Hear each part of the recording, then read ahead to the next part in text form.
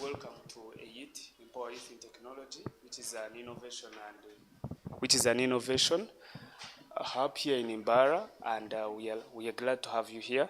So this is another session for Mentor and Innovations Meetup, and today we are going to listen from our guests who are here to tell us how we can unlock the entrepreneurial potential within us as young people, because we are faced with very many challenges. Even if right now we have studied, I believe at least about 90% maybe of young people in Ugandans have formal education, but we still face a lot of unemployment and all those other challenges. And today we are here to discuss and know how can we take advantage of the skills that we have and the knowledge to actually now tap into entrepreneurial opportunities or even any other opportunity that is around you. Thank you so much, and again, we welcome you here at Eyit. I will take this opportunity to introduce Mr. Chabi Ronald, who is the Director in Eyit Technology. Thank you. Thank you so much, Devin. Once again, I take this opportunity as well to warmly and formally welcome you to Empower Youth in Technology. I know most of you are wondering why I'm holding this, so don't worry, you'll get used. So you are at Empower Youth in Technology. So we are live here on Eyit TV. This session is live. Some people would want to watch and follow what is happening here. So that's why we have decided to put it live. And when I'm holding this microphone, so I'm not speaking through it that you hear, but the online audience is actually hearing because of what I'm holding. So, Devin, you can take up your seat. I'm going to take over from you for the next 1 hour. Basically, why we are here is to understand ourselves, know how we can improve or better our lives. Before we move further, our guests here would want to know the kind of audience we are having here. So I'm going to give you an opportunity for just use 1 second. Tell us about your name and why you're here and what you hope to gain at the end of the day or at the end of the period you will be here, so that our guests can actually understand the kind of audience we have here. So I'm starting from this table, then we move around. Let's do it chap, okay?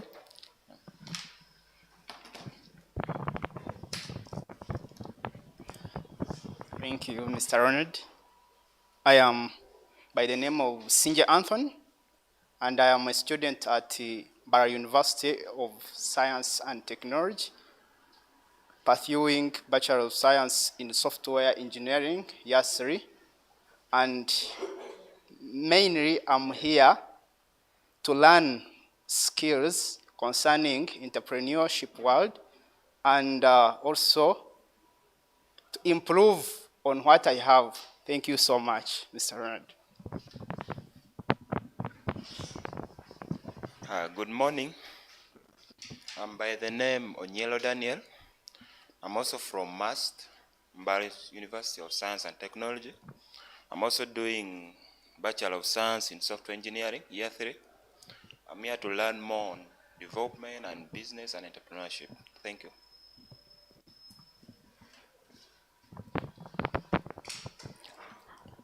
I'm Olivia Akangwasa, a student at UWRTI Kasese, pursuing a diploma in wildlife tourism management. I'm also here to gain some skills.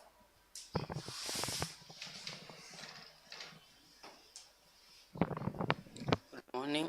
I'm called Julius Kat, a student at Mbarara University of Science and Technology with Bachelor of Information and Technology. I'm here purposely to get new skills from what I was learning from the campus. Thank you. Hello, I am Akampa Alvin, a student at Mbarara University of Science and Technology.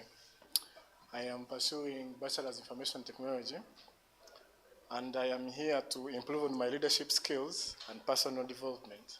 Thank you. Thank you.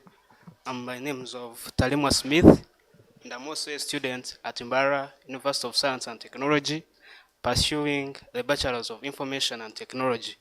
Purpose, I'm also here to get the entrepreneurial skills and also to listen to those big people who have participated and know what more takes place in entrepreneurship, and I learn from them. Thank you very much. Good morning. My name is Akankunda Prosi, a student at Mbarara University of Science and Technology, pursuing a bachelor's in Information and Technology, second year. And I'm here to add on the skills that have been taught at campus. Thank you.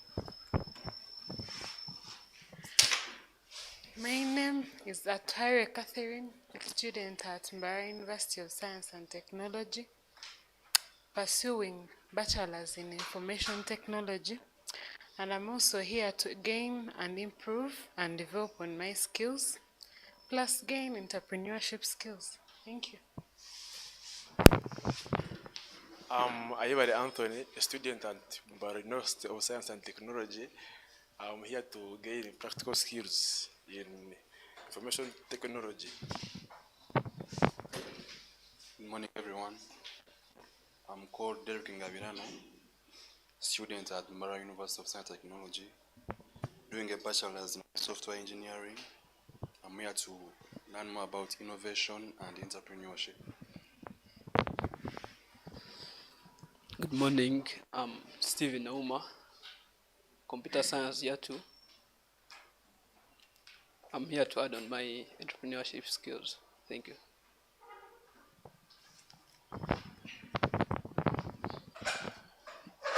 My name is Kamanyure Arnold, a student of Mbarara University of Science and Technology. I'm doing a bachelor's degree in software engineering, and I'm here for computing and entrepreneurship skills.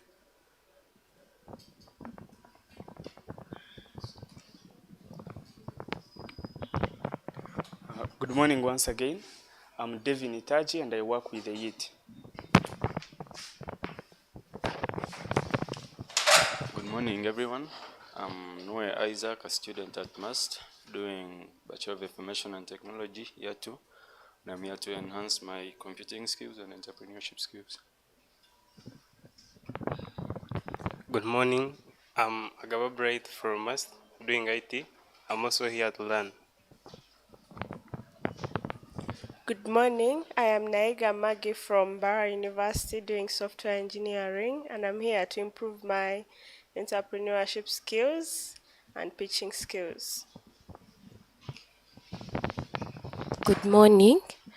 I am Patience Tosime, and I'm here to learn how best I can tap into the entrepreneurial opportunities around me. Thank you.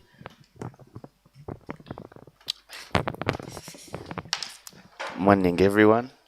I'm Koli Hodari, assistant producer at Eyit TV.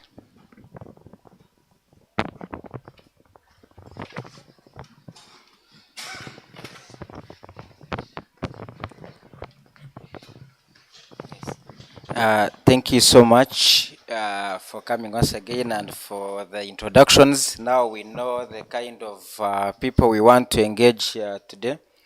So I also take this opportunity once again to welcome, someone said, Road Mayor, our former Road Mayor Mbarara City is one of those people who actually made Mbarara City shine even when it was not yet a city. One could tell that we were supposed to be a city because of the developments and everything. But of course, we have Mr. Tumwiine, actually Ryan Tumwiine Wilson MJF. So you will understand that before we finish as well. Not because of him being former mayor, but he is an entrepreneur in his capacity. So the building you're seeing just behind us is owned by him. If you also know how to eat your money, you must have gone to Pelican Hotel as well. That is his hotel. And other things, he's a real estate investor in town. So as young people, it's an opportunity for us to interact with him. First of all, we are at a big advantage compared to him. We are educated, we are exposed, we have the skills, we have the knowledge, we have the capacity. But the question is, what does it take for us to be like him? On immediate opposite, there is, yes, Mr. Professor Richard, you're most welcome. So he's, you can sit right next to Mr. Wilson Tumwiine. I know you are colleagues in business, you are colleagues in everything. So I was going to introduce Mr. Kabanza. I don't know when Mr. Kabanza is becoming a professor like Professor Richard, but he's almost becoming one. So Kabanza David is a student at MUST pursuing, some people are already laughing, so, but he's a student at MUST pursuing his PhD. He is going to tell us more about his PhD when given an opportunity, but he's also a student like you, so we have our colleague. So he's doing PhD, and his project or his research study is wealth creation, something in that line. Skills for labor productivity. So you realize this is why we have him here.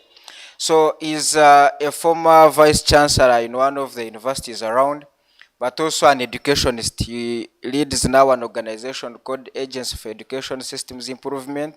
It's located in Kakoba. So he's an entrepreneur in his own right. And as we were talking, Professor Richard came in. He's actually the director, deputy director, MOB's campus, but also is in charge of actual academics. That's okay, but he's an entrepreneur himself. So today we have a blend of an academic, of academicians and entrepreneurs at the same time, and I think that's how we are. We are students, so we want to understand how can these professors get into entrepreneurship. They are also the ones teaching us, so how are they teaching us? We want to understand this. But before we move, I have projected this, look at the screen. This is what I want you to first pay attention to for a few minutes. I have put the word hope versus reality. Hope versus reality. Now, as university students here, our hope is to graduate, get jobs, or start businesses and be the likes of Patrick Bitaturi. I don't know if you know this gentleman next to Patrick Bitaturi. Who knows him? Robert, commonly known as, he has a trade name, commonly known as Virya. Who has heard of Virya Agency? If you've used this road, Kabare Road, maybe you have been to Ruti, you're going to see a big factory or a big, it's a big factory processing beans and other things. So he's one of the most respectable entrepreneurs in Mbarara. The next to him is Professor Richard. So all of us would want to be like him when we finish our courses and stuff like that. The next to him is Mr. Wilson Tumwiine. I mean, that's our hope. This is what we want to become. Even our parents are actually putting a lot of money in us because they want us to be like those gentlemen. Sorry, I couldn't get a photo of a lady, so ladies, you'll forgive me. But you're also not so many, eh? So you need to you need to work hard. You're not so many, so I couldn't easily land on you. But don't lose hope. Just work hard and get there. However, this is the reality. This is what we want to be. This is what we want to be, or these are the people we want to become. But the reality is, after graduation, most of us are going to be asking ourselves, what next? We have even gone ahead to form associations of unemployed. Today, Professor Richard leads a corporate entrepreneurs association in Mbarara here. But then, in this country, we actually have associations of unemployed youth, as you can see. There are some of us who will try out businesses, but we are going to be faced with some of those words going out of business, closing today. This might be my last day in business, Sam. So I want you to understand and interpret this photo very well. The reality, hope versus reality. What we want to be, but what we eventually get. You get it? Another reality is here. So in Uganda right now, 1 in 5 startups succeed. What does that mean? If 5 of us here started a business, if 5 here, how many are we? 1, 2, 3, 4, 5. If 5 of us started a business now, after 1 year or 2 years, it will be one business surviving.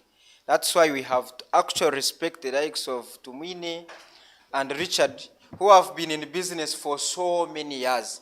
There is a high failure rate of businesses in Uganda.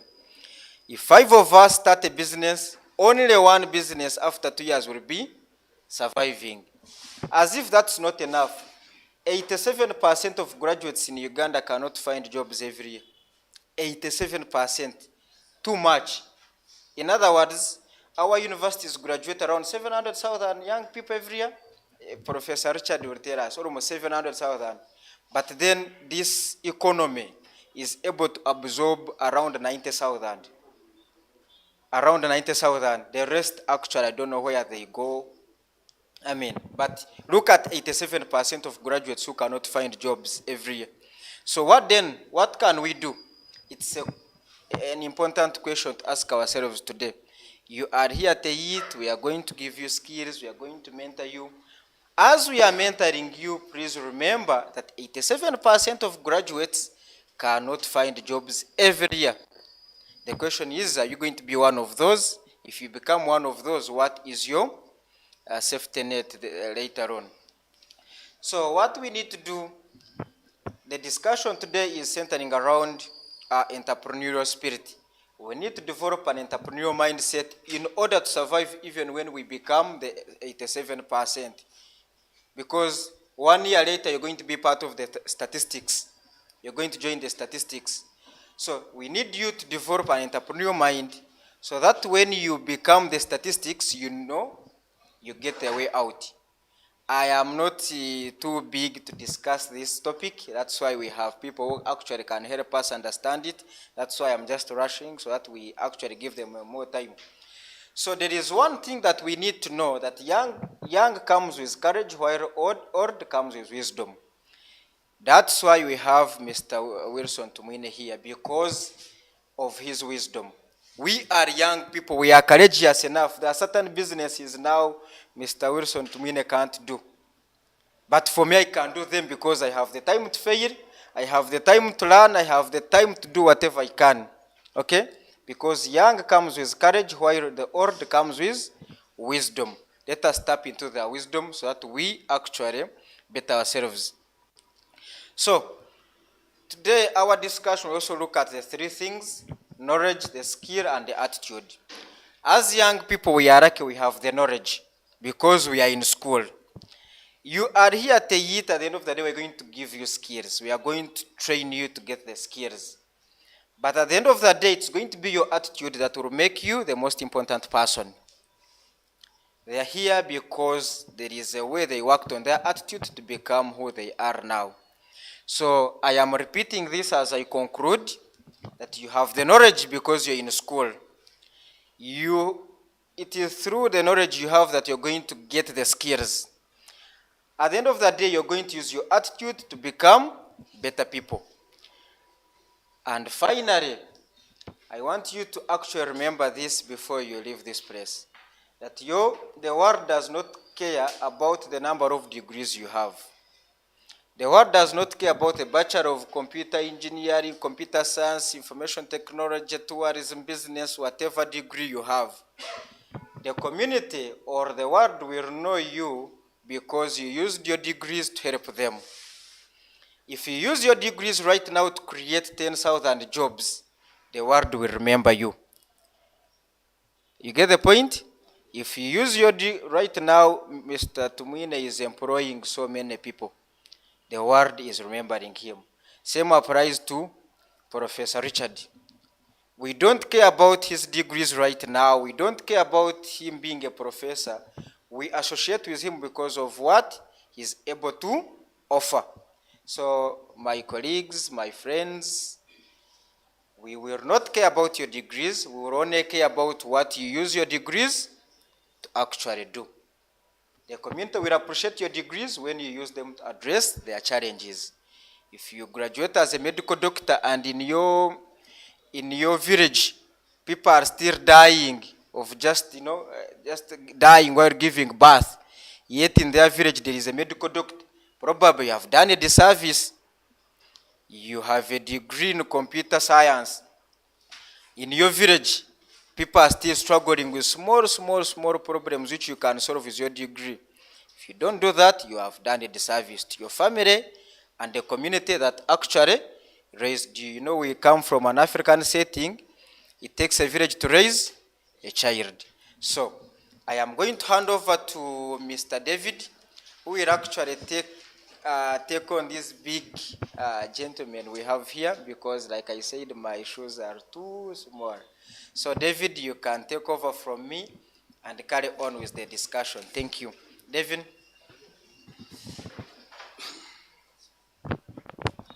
So good morning and welcome to this wonderful event.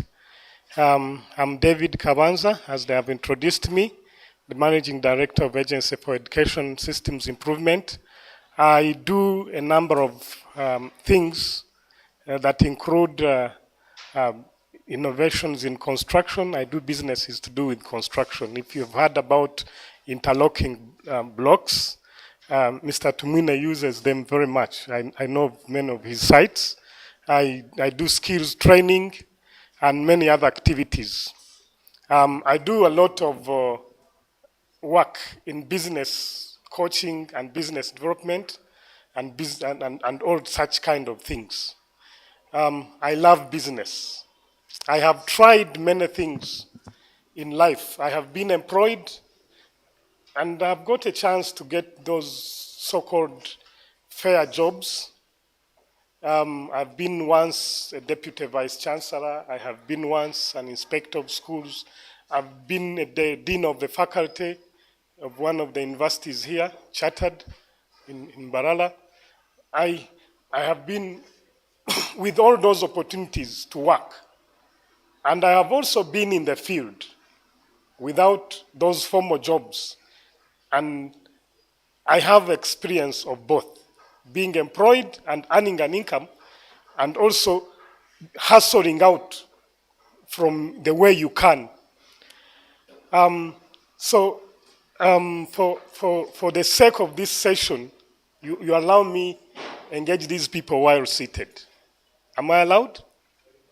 Thank you. So, as I would say, I have experience of both. And I can't say I have already succeeded, but I have people here who have succeeded, who have actually evidence of success with them. We have Mr. Tumwiine and our dear professor. They are all here to give us wisdom. Maybe I will use questions to engage you. There are many things that we think about money and wealth creation. One of them, some of these I actually call them myths. One of them is that it is very impossible and it is very difficult to be rich. That is what people think. The other one is that those who make money are those who have very good jobs. If you are not a vice chancellor, or a senior lecturer, a professor, you can't get money. There are those who think that I would have got money if my father was also rich. If I'd had connections, that is the only way I could get money. But for me, I'm unlucky. I don't have a good background, so I can't get money. Poverty is my destiny. Then the others, like many of these people think, and when we are in school, we think that we will only find money from the jobs, from the courses, from the knowledge that we acquired at school. Some of those are thoughts that go into these minds. So maybe if I will start with the Honorable Tumwiine, is money possible to make? Is money possible to make? Yeah. Thank you very much, ladies and the young ones, the youth, whom I would call my bazukuru. It's a common word now. You are bazukuru by age, and I think you are bazukuru by your intentions in business. And money is, I don't know which money you are talking about, because money is not what you have in the pocket, but money is,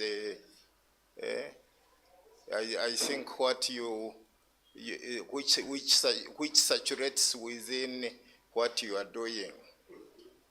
I don't think I've been in business since 1971. Were you yet born? And some of your parents. And I don't even agree that I have seen money. And I don't even deal in money. I do things and money saturates within the businesses I do. And money is easy to make if you are talking of what you need as money, financial power, to do what you want to do. It's easier to make if you decide to make money and saturate money, and what previously you said you want to become rich, and I think that's why they are what they are planning to be. They want to get rich, and getting rich, I think this professor must be rich. If you are able to look after yourself, develop a family, look after your family, and be able to proceed in what you are doing and have a bright future, you are rich if you want to become rich. But if you want to have one corner full of money and then you say, I am rich, then I think that is a wrong way of thinking of how do you become rich. Because money heaped in one place I don't think that is being rich. Heaping the money either on your bank account or elsewhere. Your bank account should be able to appreciate and depreciate. So whenever it appreciates, it gets out to another activity that also will saturate into another activity, and that means you are rich. This gentleman has about 5 enterprises running at the same time. He is still struggling to get rich. But the unfortunate part for him is that with his 5 enterprises, he's now developing a 6th and 7th enterprise, trying to get richer. But then when you ask him how much money do you have at your bank account, on your bank account, he might tell you, not even efficient to run my 6th and 7th enterprise. And therefore, getting rich, to me, if I am able to get up in the morning, get the breakfast I can afford, and I'm sure my family will be able to get breakfast and get to lunch and go back to supper and go to bed safely without many worries, then I am rich. That is the most important with his money and with us, with the attitude of wanting to get rich. I don't know how rich you want to get to, or getting richer than those ones of we read in papers, and the rest of it. But I've been, since 1971, I've been observing those ones whom we think are rich. But when you go to his part to analyze if they are rich, I think it is not easy. It's not very easy. I haven't had, they aggregate them into certain levels, but when you analyze who they are and if they are rich. But then you might find that liabilities may pull down their richness to something below that, but that does not mean that a liability makes you poor. No, it doesn't. It keeps you saturating within your level. Thank you very much. I think you have already noted some great words of wisdom. Money is not what is heaped there, but what is saturating in the things that you do. Have you noted that?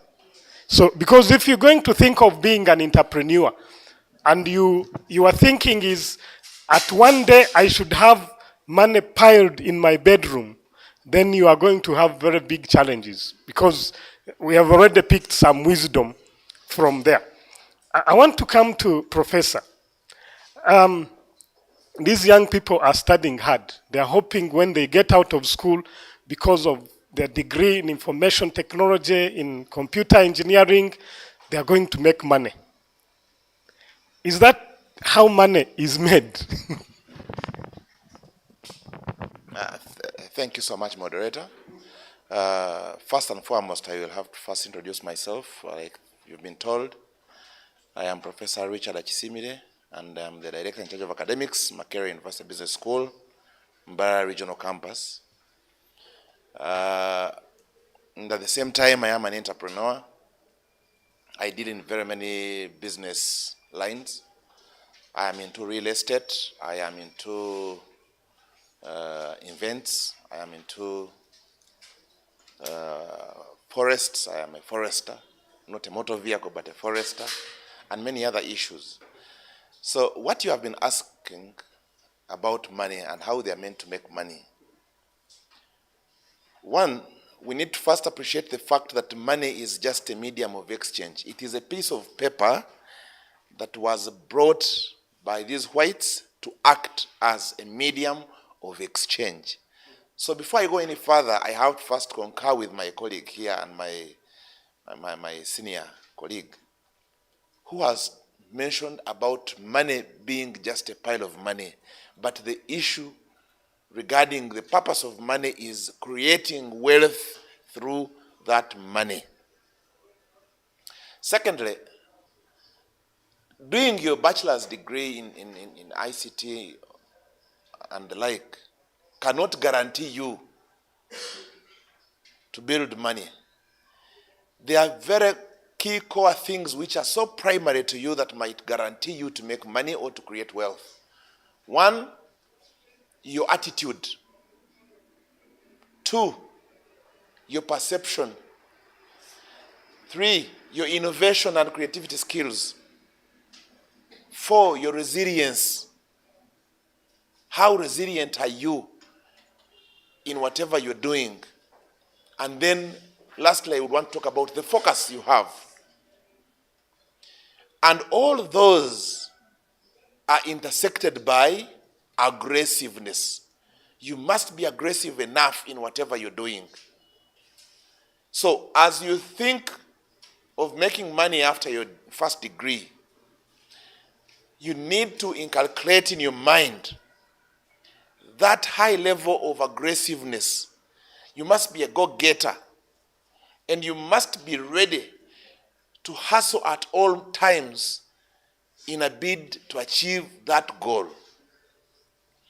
It cannot be by coincidence that once you get your degree, you are guaranteed to make money. No. People have got even PhDs like I do have, but they are still very poor. And poverty, like my colleague has said, is not just not having money. Poverty can be in mind. You can still have the money but be poor. Here, what am I trying to say? I have said that money is a medium of exchange. So it would depend on how you are exchanging this money or what you're exchanging this money for. Some people spend a lot of their energies making money, during the day, but spend the similar energy in a bar, spending that money. I don't know whether I get my point. So you have spent enough energy during the day to make the money, and in the evening, you go to vibes, you spend the whole night spending the same money, and you end up being like one of the markets we have here. What is its name? So, while you're trying to make money, frugality must prevail. Frugality is an Indian word which in our Runyachitara dialect would mean maybe okukekereza. You must be frugal in whatever you're doing. If you have made 50 cents, if you have made 100 shillings, make sure you save at least 90% and spend the 10%. But some of us want to spend more than we earn, and that's where we go wrong. Some of you make money during your vacations, in your senior 6 vacations before you come to university. Now, instead of turning this money into productive ventures, you get all this money from vacation, you bring it at the university, only to come and spend it. That is very wrong. I remember when I was in my vacation, I made some good money because we used to have these table phones. These phones have just come. So I used to have like 8 to 10 table phones. But how did I do it? I knew I was going to keep on doing my business acumen while at the university. So I maintained my small businesses, and I would only enjoy the profits, actually part of the profits. But some of you have gone an extra mile to take up the capital, to eat up even the capital that you should be using to make more money. So as you pursue your degrees and as you finish and you're going to the field, it is important that you have a clear sense of direction on how you are meant to make money, and you use that money to create wealth. There's a very big difference between money and wealth. Let me give an example. I can say that Mr. Tumwiine is a very wealthy person. Why? Because this building next to us is his. Are we together? You might find his account is having nothing on the account on the bank, like he said. But each day, he has that wealth he has amassed that can bring more money on a daily basis. So you create an income. And if there is anything hard to do, is creating those sources of incomes. In making money, there is what we call active income and passive income. The active income is income that you earn while you're actively doing the work. But there is passive income that he is here, not supervising anything, but at the end of the day, he will find rent on the account. That is now passive what? Income. So it is through hard work of earning active income that you may use to make an investment, to make or create wealth that will start earning you passive income. Now with passive income, whether you're working or you're not working, you will always earn that what? Income. Now, let me give an example. I have a colleague of mine, while we were at the university, in his senior 4 vacation, he planted trees in his village in Rukunjiri. So he told me that me in my senior 4 vacation, I had planted 10 acres. My father gave me that land. I decided to plant the trees. When we were finishing university, this gentleman sold those trees and was able to get something like 100 million, a university graduate. Now that is the passive income I'm talking about. He was not there down there in the village. But every day, every night, this tree was creating or adding value to itself. So it was in essence bringing that person passive incomes. So what is that venture that you have done as a person, as an individual, that will start creating you that passive income. You need to be consistent in creating that money. You save it as much as possible. I have mentioned of frugality. And then you use that small amount you have. It could be out of the savings that your parent has given you to go and eat in your hostel. You can save out of that. You start mobile money. I used to do money lending at the university when I was still at the university.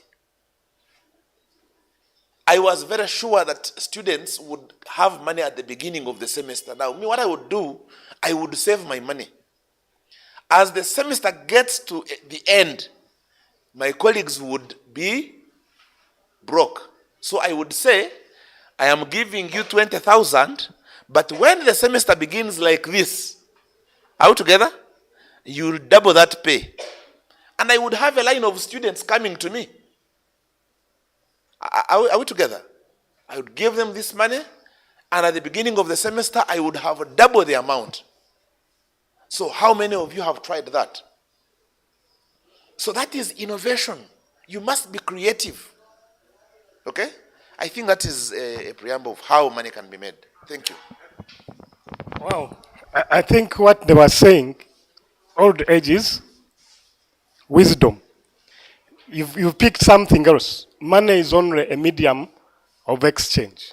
True?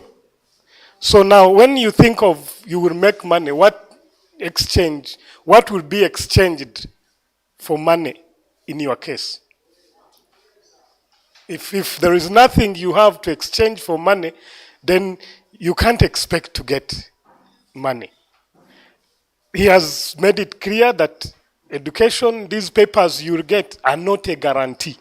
And I think that is very true. I'll come back to our Honorable Mr. Tumwiine. What made you take the path of business? I think by 1971, maybe employment opportunities were there. The educated people were few, jobs were many. But at that point, I don't know many that were a bit schooled and they chose business line. Many of them who I know of that time. My father was a teacher around that time here in Mbarara. He tried businesses and closed them because he thought he was making money through being a primary school head teacher. So he didn't pursue business because there were opportunities and he didn't see himself losing a job. And like you were saying, he had enough money to pay for fees, to drive a small car. I think he was driving a small car by then. So life was okay. Now my thinking is, why did you choose to take the path of business when the other so-called easy path was also available? I think, first of all, what we are doing at this age, at your age and my age, is derived out of your history, where you originate, your father and mother and grandfather and the rest of it. That life then will drive you to a certain sector in either business or out of business. I didn't study business. I studied teaching. And I started teaching in 1966. I became a head teacher of a primary school. And I was lucky I had friends who got me out of teaching to go into the distribution of scholastic materials which are related to teaching. All right? And out of there, I think I got to learn that I could remain in the distribution of scholastic materials and be a better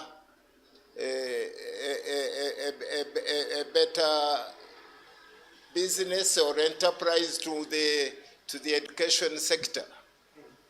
During that time, I think that was Obote 1, government was distributing virtually everything to a child in every school in this country. The child would only go with pay some bit of school fees. Would it have gone beyond 30 shillings per term?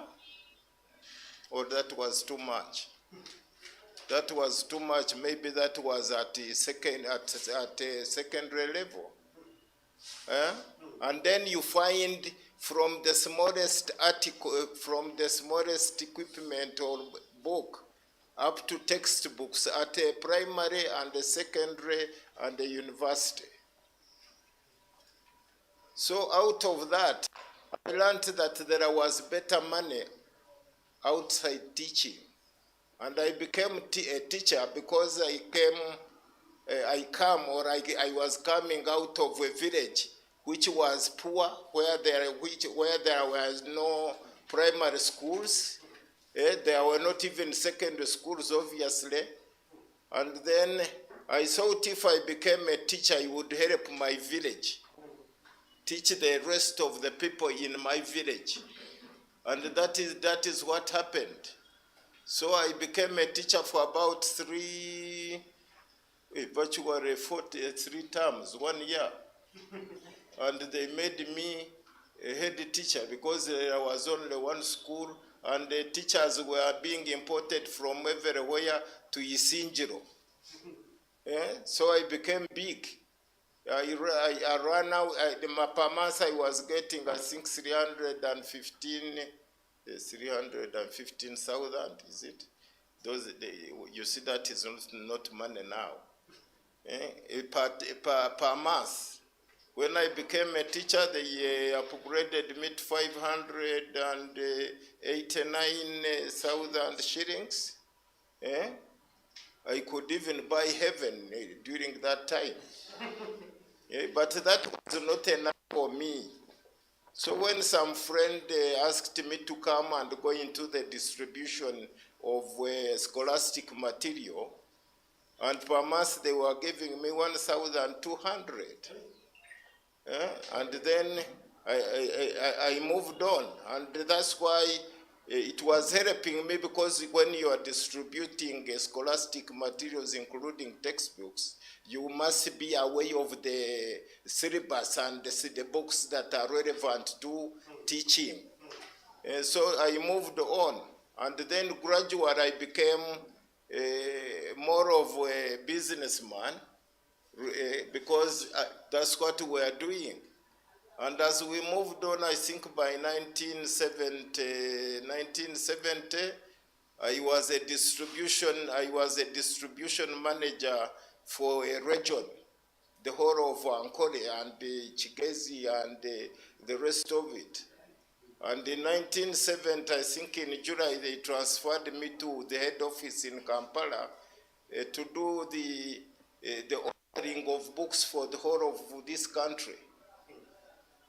So I got to know what there is at secondary and at university, and where they were actually, the textbooks where they were imported from, the press, the printing press, all over the whole world.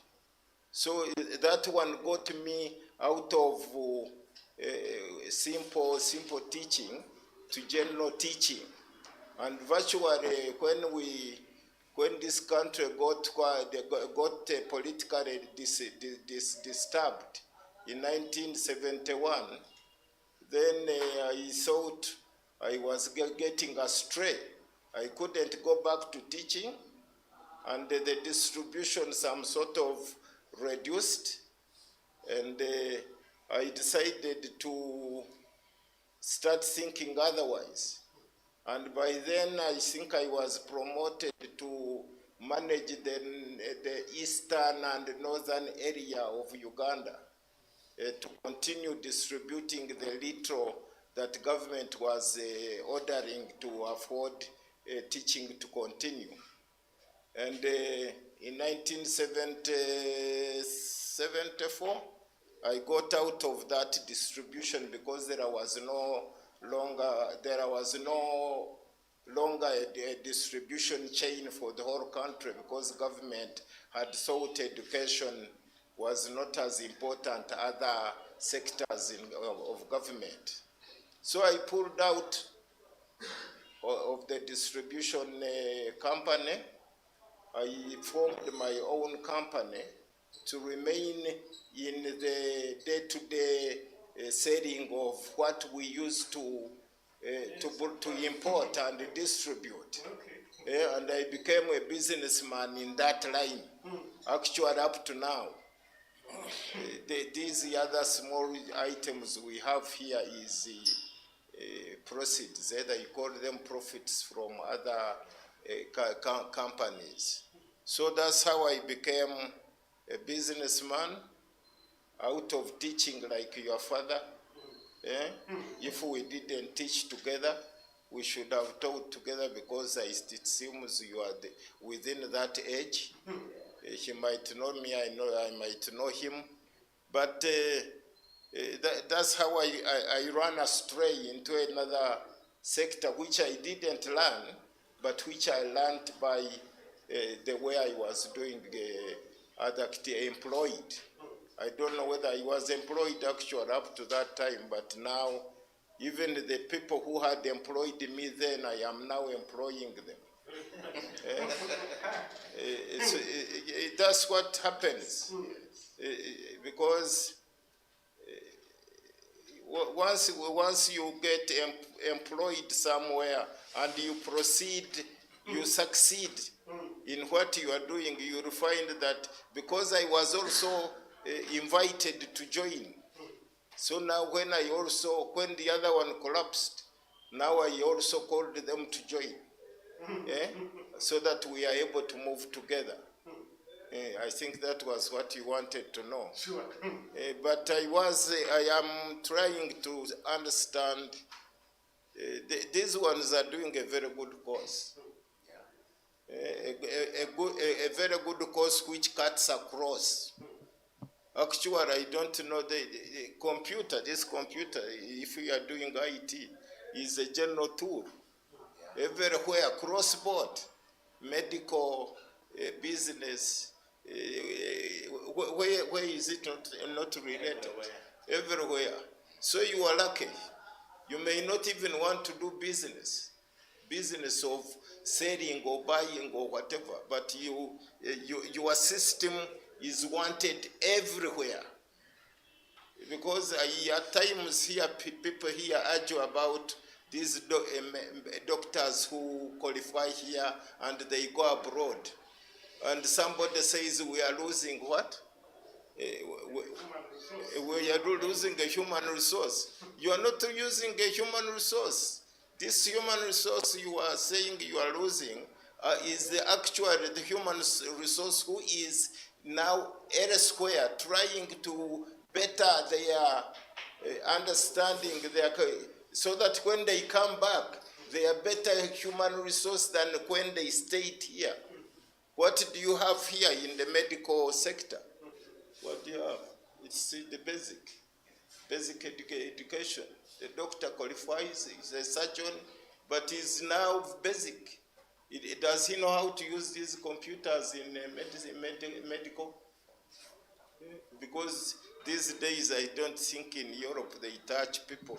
I am suffering from here, and somebody is trying to touch. Somebody tells you he has a pain in the head, and you start. What do? You touch the head to find what is causing the pain in the head. It is no longer relevant. It's the computer here, and they just will tell you this is where you are sick.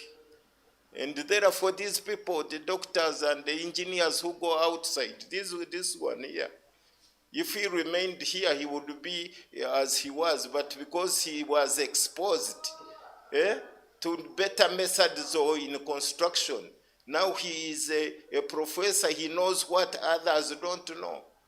And therefore, what you are having as your course, don't look at it as if it is an avenue to simple business. No, you are in a business using your computer. You can now help even all these hospitals, all the schools, all the, you are lucky. Even in my business, if my business, I don't do accounts there. Whatever they do, I see it here. I know how much money I have made, I know how much money I have spent, and I know how much liability I have. So it continues going up, going down, going up, going down. That's what you think it is money or riches. You know, I don't know who has it's a business that runs at that pitch. You know, ours are running, business runs like this. And it's up to you to reduce the downing or the going up. And what he had said, the professor, about business in general, it depends on your character. I don't know whether that you may call it also behavior, including the attitude. Those three may drive you to a better to a better situation in whatever you are doing, because character and behavior may be related but differently, and attitude. I don't know whether this other professor is also wanting to tell me if your attitude is that now you have reached a level where you are rich, and you think you are okay, but the downward trend can be erratic, that you go down and will never come back up. So those are the problems in business. But if you get yourself charactered with good behavior and knowing what you actually want, you have your target, then you will be able to succeed in business. Wow, I think that was excellent. You have seen how journeys begin. Someone is a teacher. My father was a teacher, but he chose to stay. And another person, actually I think they might have been, because he was a headmaster in Mbarara Junior, Mr. Kavanza, Eddie. You might have known him. So, so he chose to.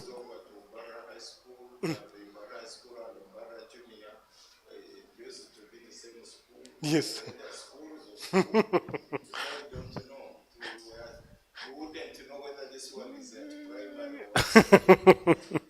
So you see, someone was there, he chose a line, and another one was there, chose another line.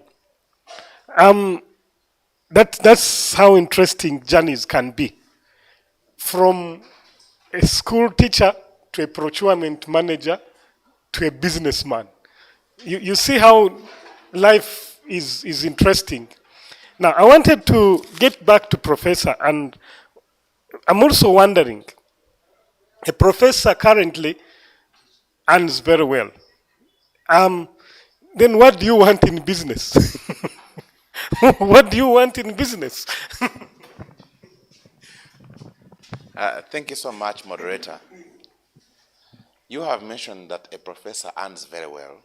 So what do I want in business? So the answer is, what is the well? What is the very well? And that is the same that my senior colleague here has said. That your attitude takes you to think that you have arrived, even when you're in the beginning of your journey. Of course, it is not now, or it is not that I have been a professor. No. I have spent, I think, close to 3 years on that level, or 2. But most importantly, my journey, I told you, began way back in senior 6 vacation, senior 4. Actually, in my senior 4 vacation, I was in Kampala working with my brother, and I was a conductor of a taxi. Yes, he used to have a fleet of taxis. So he took me up in senior 4 vacation, and I was managing that fleet of taxis. In senior, while in tertiary school, I was the one organizing school buses, buses that would take students back to Kampala. I was lucky that my father is known to the late Haji Musa and Leo Yajira of Swift Safaris then. So I would go there and plead, and they would give me a bus. I organize it, take it to tertiary school. The students get in. I make a profit. I remember the first profit I made was 230,000 then. And I had, of course, opened up my bank account in Nile Bank in senior 4. Yes. And I would bank this money and save it. In my senior 6 vacation, my father gave me an activity to do. He gave me small capital and told me you must pay your first year school fees, tuition. I went ahead to do that. At university, I told you how I gained all that. And when I finished my first degree, I decided to join business. I did bazaar. Then in Makerere, we used to have bazaars. I don't know how detailed your bazaar is here at MAST, but at Makerere, bazaar is a very, very serious activity. So I did bazaar at Makerere from the little savings that I had made while at university. So I did bazaar at Makerere, I went to Chapogo, did bazaar, KIU did bazaar, I went to Nkumba. In the same period, I even had to hire some of my colleagues who we had finished with. So when through that process, that was like in a process of 1 or 2 months, I realized that I had made a profit of, I think, 12 million. So what I decided to do was to start a shop in Ntinda. I looked for a shop because I stayed with dead stock out of all these bazaars.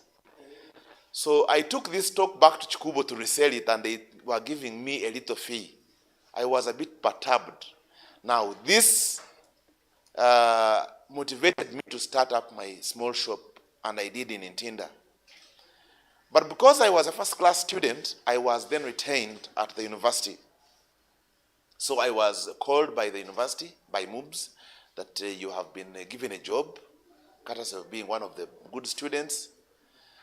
To be honest with you, I declined the job. I said I want to stay in business. Surprisingly, my father had to come all the way from Mbarara and my mother to Kampala to tell me, you have to close this business. It is so small. First go get employed and get the experience in employment.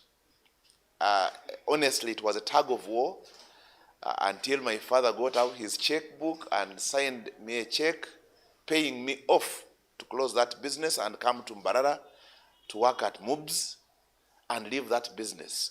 So I told him, look, I still want to do business. He told me, I'm giving you a shop in Mbarara. You do the same business and survive. My thinking at the back of my mind was that I cannot only survive on salary. So that is what I did. When I came back to Mbarara, I started my small shop again in Ruti. As I was coming from home, I would pass by my shop, go to work in the evening. I rest there. And later on, I joined into real estate business. Now, the real estate business was just amazing. I got a salary loan that was taking me for 5 years. I bought land, I sold it. There were amazing profits. I got so impressed. I bought more land. The story began there, and it was so interesting. So, along the way, after 2 years of employment, I was told you have to go and do a master's degree because it was a scholarship by the same university.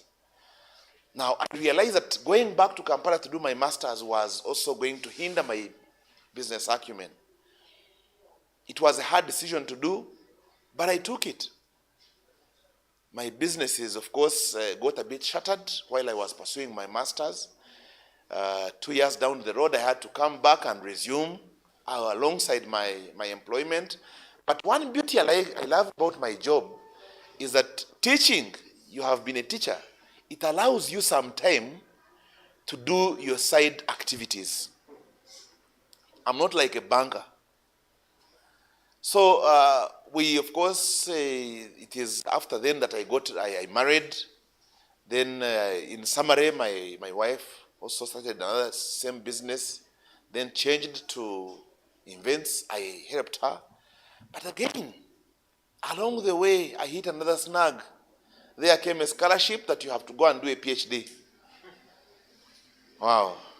I requested my boss that I would do a PhD here in Uganda. At the back of my mind, I wanted to keep around so that I could do my business while doing my PhD. The scholarship I got was taking me to the University of Dar es Salaam, Tanzania. So that is how I had to relinquish all my business intentions, and I went for my PhD. Everything, I left it to my wife. Loss or profit, I said, don't call me, I have gone for this. Of course, it's an opportunity cost that I went through. And later I finished and had to come back. Now, you were asking me about earning well.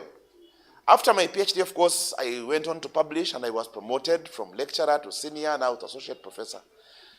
I earn good with my employment, but I can assure you my business pays me times 2 what I earn in my employment. And I am glad, but not satisfied. Listen to that. I am glad, but not satisfied yet. If my senior colleague here at his age is not yet satisfied like he said, why should I? You see? And now for you, you should.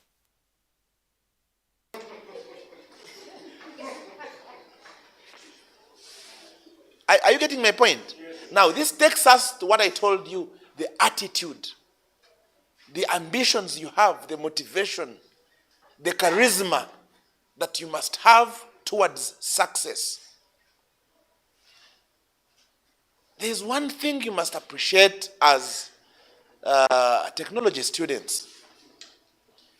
The course you're doing, the world has become a better place to be for you. Like Mayor said, you are doing a course that has decided that is easing all that you do. You don't need to go to Mbaguta Street and sell posho. No, you can do corporate business. Let me give an example. Look at Eyit. This was a student like you, but here we are. This is good business. And in entrepreneurship, we have different types of entrepreneurs.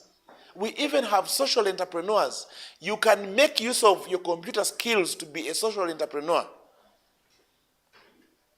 You can change society using this computer that you see. You can change minds of very many people. And let me tell you something. Social entrepreneurs focus mainly on improving and growing society. But through doing that, they get grants, they get donations, and more kind of sponsorships. So you can earn in that same line. Mayor has told you that all his businesses are supervised on his phone. Ask yourself as an IT student, how many systems have I created to change this business environment? Use these skills, apply them out there in the field. Because at the end of the day, your skills must meet the market needs of us, of the population. If your computer skills cannot change society in this, what we call a global village, this has become a global village. You can do business now in China, in Japan, everywhere, using your phone, using your computer, and you're good to go. So how are you making use of that skill is what we should be discussing. So it is important that now you change your entire mindset and see how you can make use of this skill to employ yourself. The statistics were very clear here that 80% of the graduates here in Uganda do not get jobs. Unfortunately, you're there studying, but praying hard to God to give you a job. I have given you my preamble, how I got a job, but I was hesitant to do it. And even when I took it up, I maintained both lines, the corporate line and the business what? The business line. At the end of the day, what matters is what or how much bread are you taking home. Because we are trying as much as possible to ensure that we transform this economy. And the economy can only be transformed by the intellectual resource or the human capital the economy has. And this is us. Are we together? So we need to think very hard. We need to get out of our comfortable zones. This is what China and all these developed economies have done that we have not done. Our education system has not been, I would want to politely say it, friendly, but it has been so harsh to our success. You have been seeing it on these TikToks and the like. The Chinese child at the age of 6, 7 is trained how to manage a machine. But for us, we are being trained the parts of an insect. Are you getting my point? And then, unfortunately, you spend 20 full years of sitting in class looking at the board. It is just natural phenomena that once you spend these 20 years and you're out of school, you'll also pray to God to put you in an environment that will still keep you seated comfortably like you have been seated in that classroom. I don't know if you're getting that. So as we do this, we need to be mindful of our challenge. Of course, the other issue I would want to talk about is our background. We are what we are, courtesy of nature and nurture. Nature, I mean your genes, who produced you, and the charisma that is naturally in your body. Then the nurture is the environment you have gone through while you're being raised up. I am partly lucky because I grew up in a business environment. My father is a business person who retired as a farmer. But my turning point was that day when I joined Kampala in my senior 4 vacation at an age of 17 to go and manage a fleet of taxis. It was so challenging, but I tried it and it boosted up my mind. So what am I trying to say now? You as a person, today, in Eyit, we have come to listen to this so that we can change our mindset, understand the challenge ahead of us, and we go for it. Thank you. Wow, that is very, very interesting. Now, you've noticed the professor is not in business today because he has been in business forever. Are you getting the point? So he's not in business now.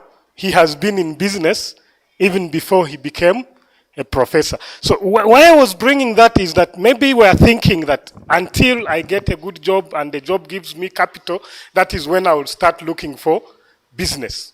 But businessmen start business when they are in need of business, not when they have the money. Thank you for that inspiration. I will soon give you an opportunity to ask them questions, but I want to first put this in the journey of entrepreneurship, in the journey of business, there are many challenges. As Mr. Tumwiine was saying, there are those ups and downs you only need to watch and you don't allow yourself to sink and dive to death. You only need to sink and raise and forever keep in that motion. Now, we are like your Bazukuru, Mr. Tumwiine. So if you were advising these young people, in a way, from your experience, from your study of this environment in Mbarara, because you are there politically, you know everything, both in the business but also in the social aspect, because as a political person, maybe you had an opportunity of understanding the communities around and all that. So I wanted to put this also a burden to you. Can you help us, if like we are your children and we have come to your sitting room in the evening and you are advising us on what you see in the future, what would you advise in terms of business lines, adventures, attitude, even to work? Because there are some people who think that when you get some money, then you don't have to touch those businesses. You can't be at a construction site. You let people do, and then for you, you sit and eat your money. So how do you advise us in terms of forming those characters? When this gentleman was a mayor, there is a document I wanted to start my company. And I met him, I think it was either at his hotel, and he read through and endorsed it. He was not in office, but he endorsed it and told me, you take it to office, and they cleared it. It was very surprising. I looked at how someone can understand and deal with everyone in the way you have come, independent of where you are, not so confined, not so formal, not so liberal, very strict, because he was very strict and yet very simple. Maybe I want you to give us tips and hints on how you advise us. Thank you very much. You see, when I was it an election or something like that, they elected the mayor. In some developed countries, mayors are not elected. Yeah.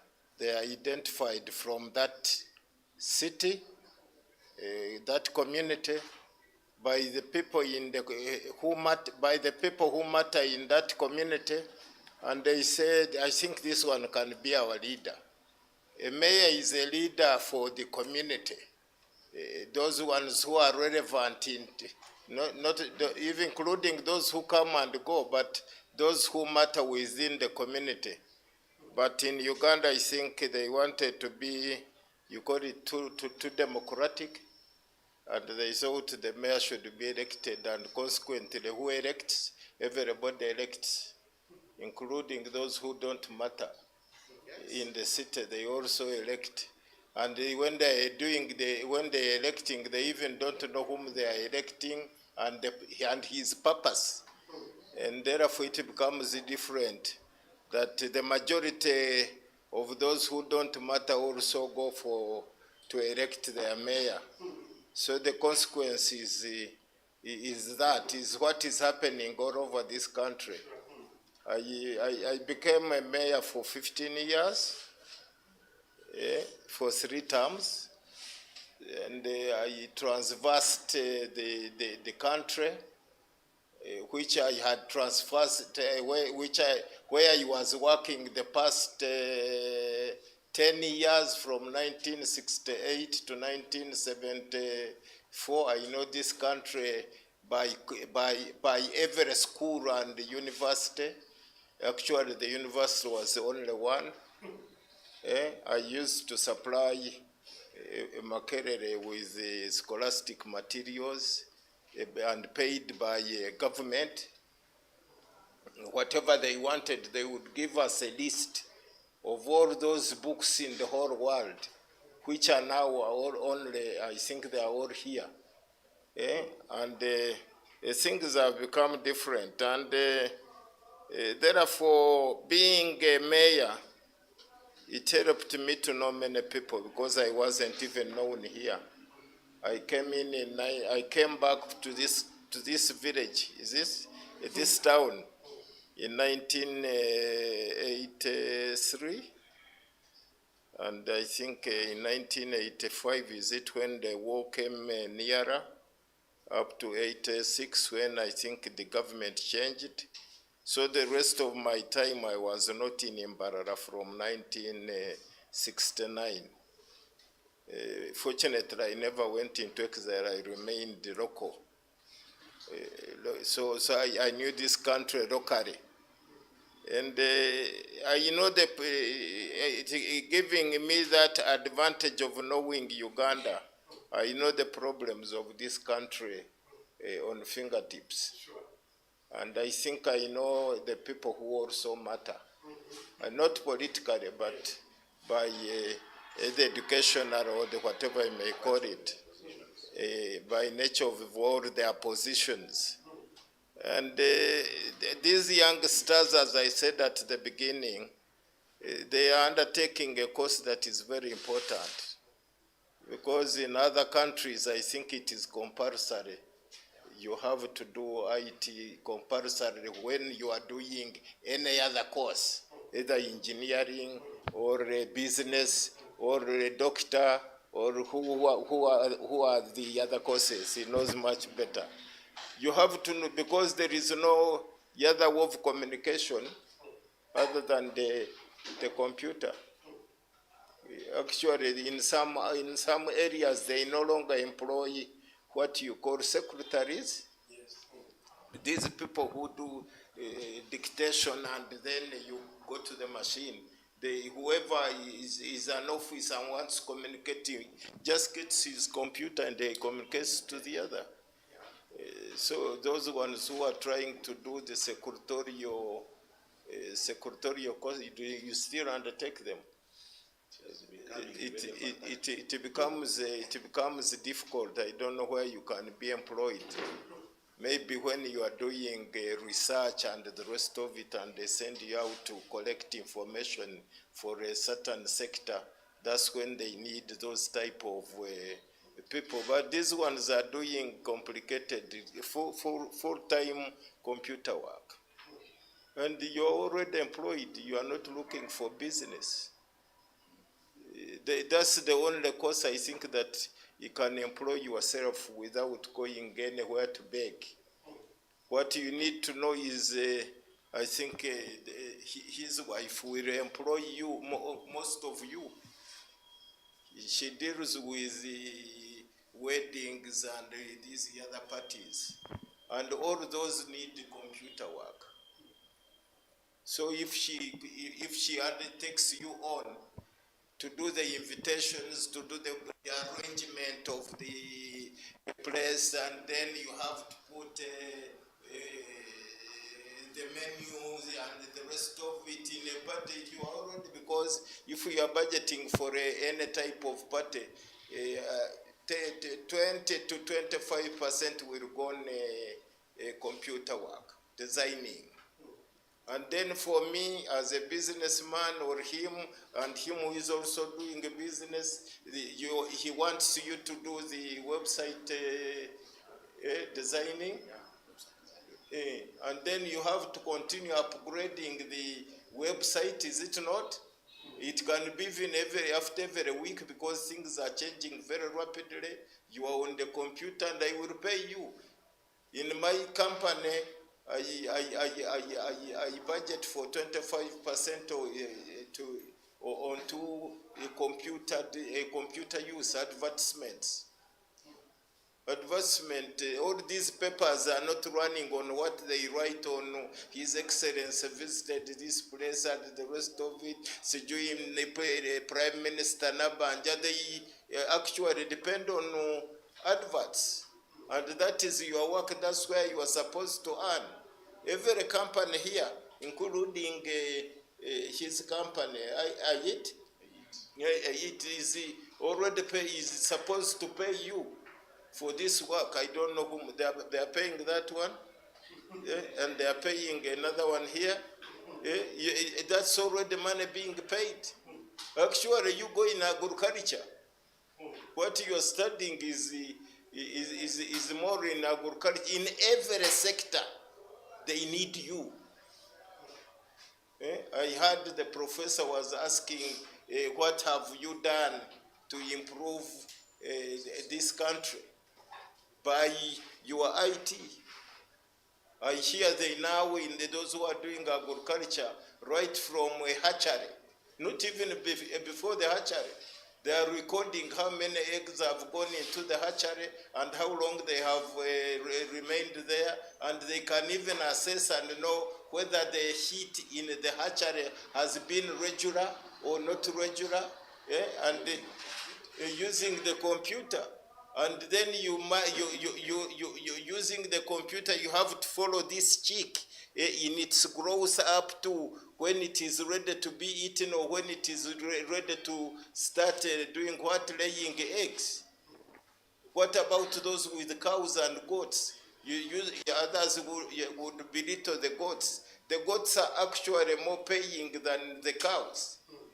For those, if you are doing your records, when there are the vet doctors, when they come into your, you call it the farm, you undertake what they have observed and what they have instructed to be done per every animal they have visited. And that is all in the computer. If me, as a computer illiterate, I must use you to do the recordings and help me to remind me that I think next week we have to do this and this to the goats, to the sheep, to the cows. And that is your money. How many people, if you had about 20 clients who are in the farm, including these ones growing bijanjaro, beans, maize, and whatever it is, they all need to be recorded. But we think that is, do you think in this world there is anybody richer than a farmer? I don't know. Nobody.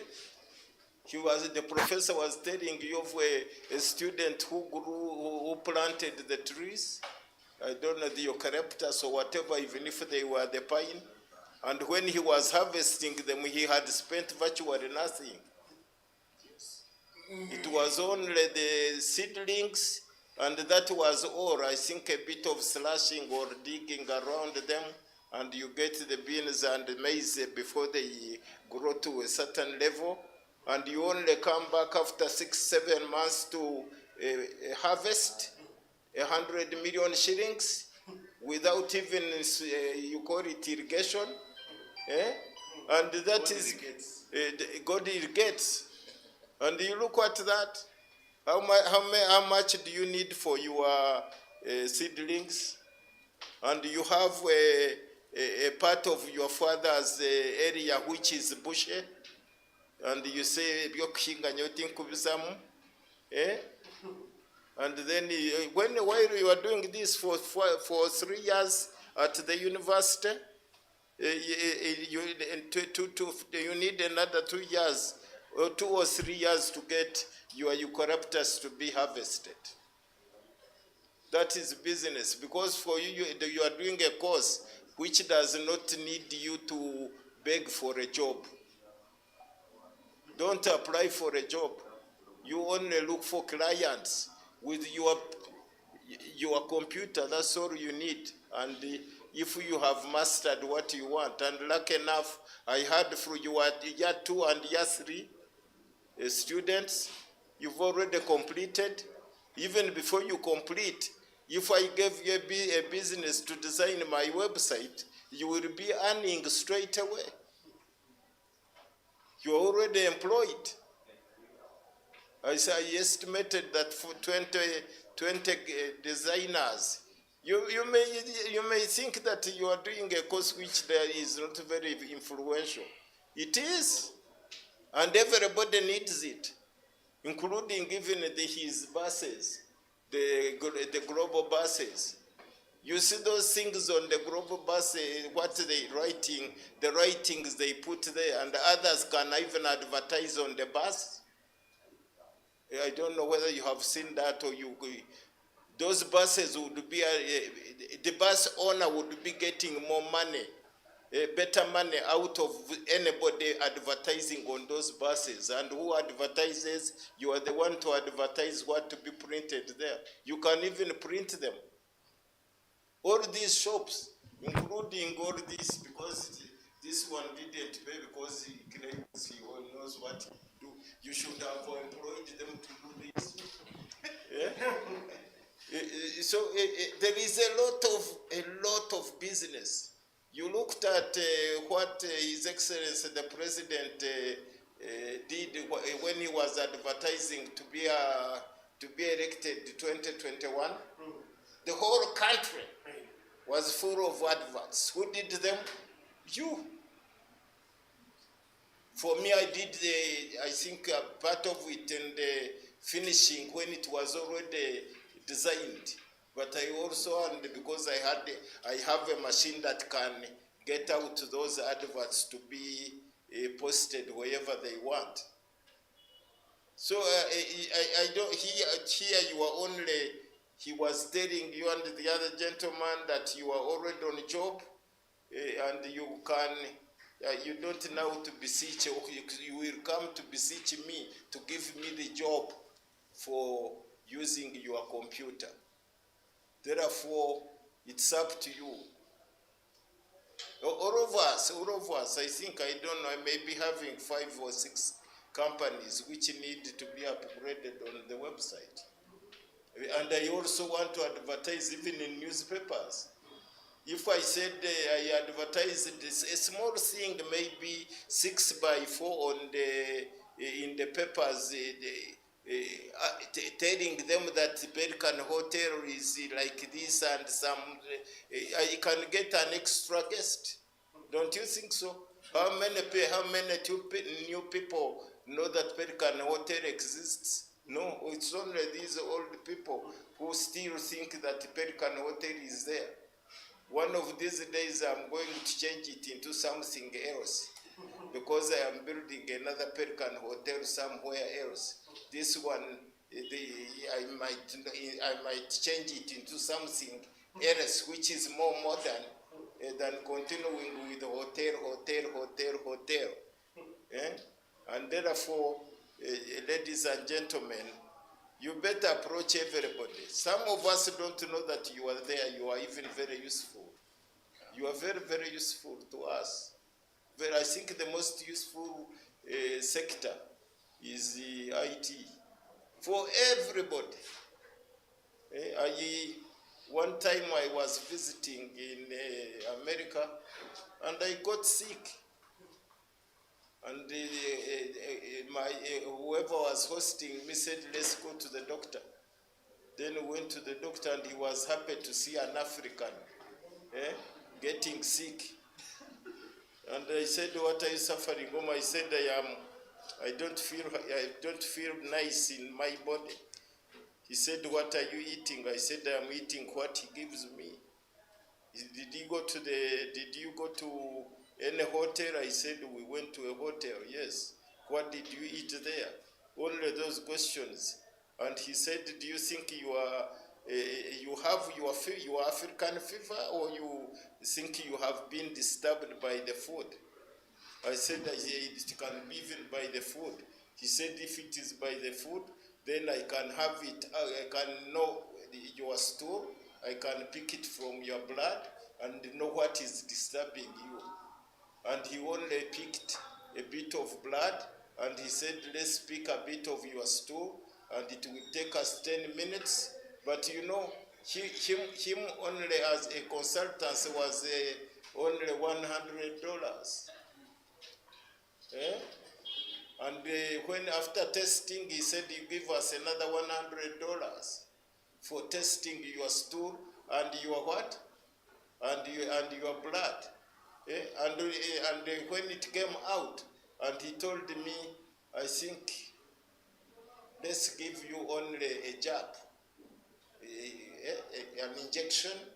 I said, an injection for what? He said, you have eaten different foods after you have arrived here.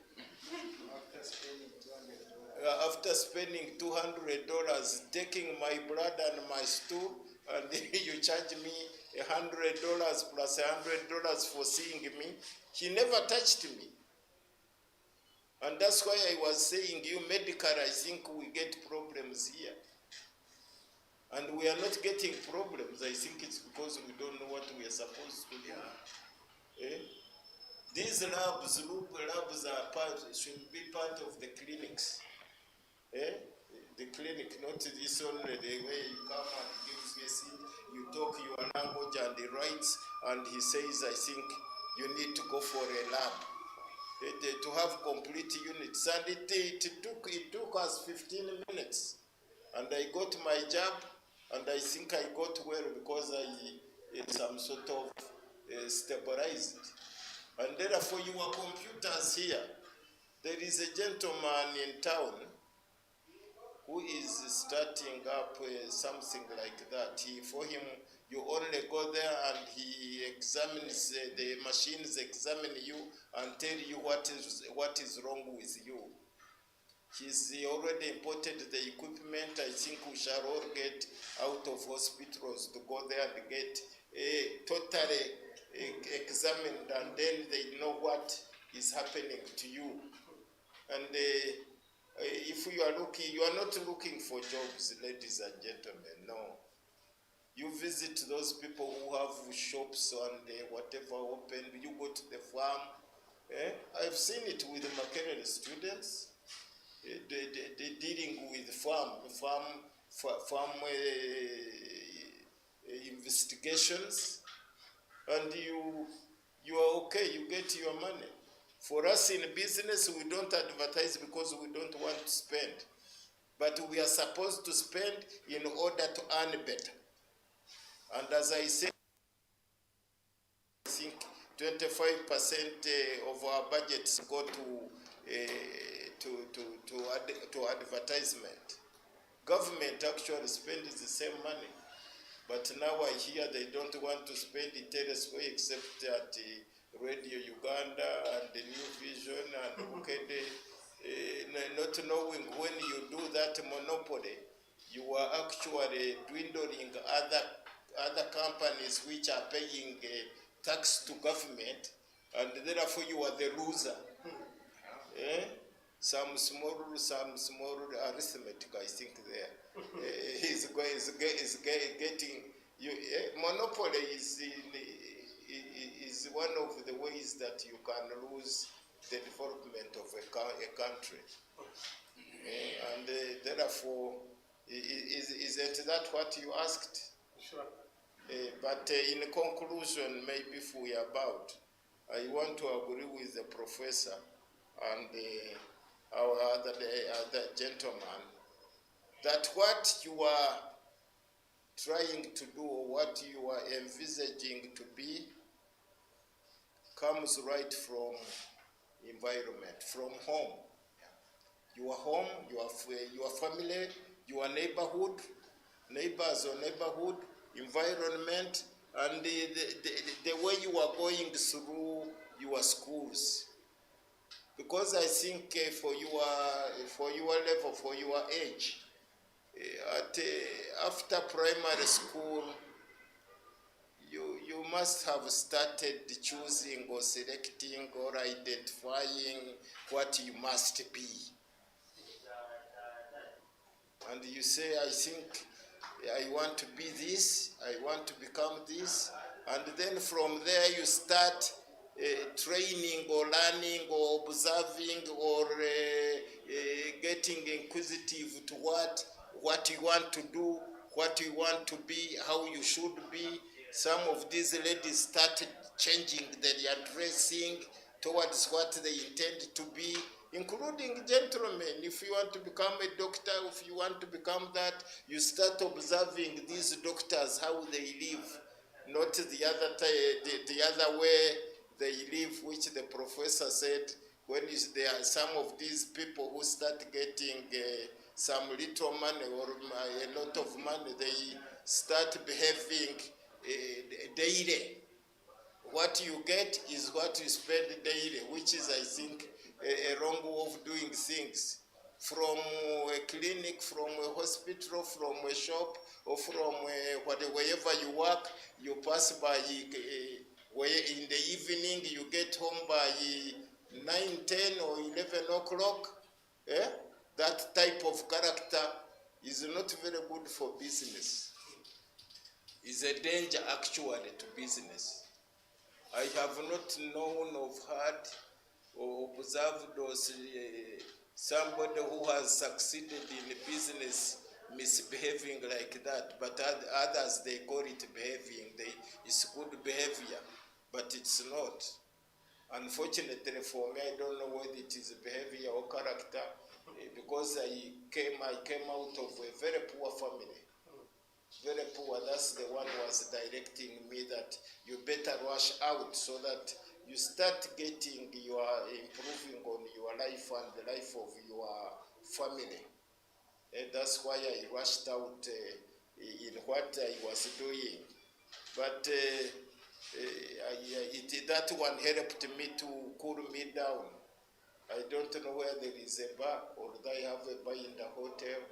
I might not know where a disco is. If it was a compulsory that I must dance, then you must get me another tool to help me dance. And things like that. Up to now, I might not know where the bar is. I might not know where the disco is. I am more interested in my business and my family. And that's all I know. If I am driving, I need, even I think my speedometer must be stuck in 7 kilometers between home and Mbarara. Because I don't, is it, you call it meander? I don't meander except if he has invited me for a party, a wedding party or a birthday party. That's when I meander. On Sunday, I meander through church. And rush back home. But it's a hopeless, according to them, it is a hopeless character. For them, they need to meander because it is the environment they have lived in or developed in. But for me, at my age, I say yes, even if you have the capacity to meander, that little money you are going to make, please reduce the meandering to minimum so that you can be able to get your future right. Thank you very much. I think that deserved a clap. Do you think there is anything you have missed? No, they haven't missed anything because we are three in business. You can't do it all.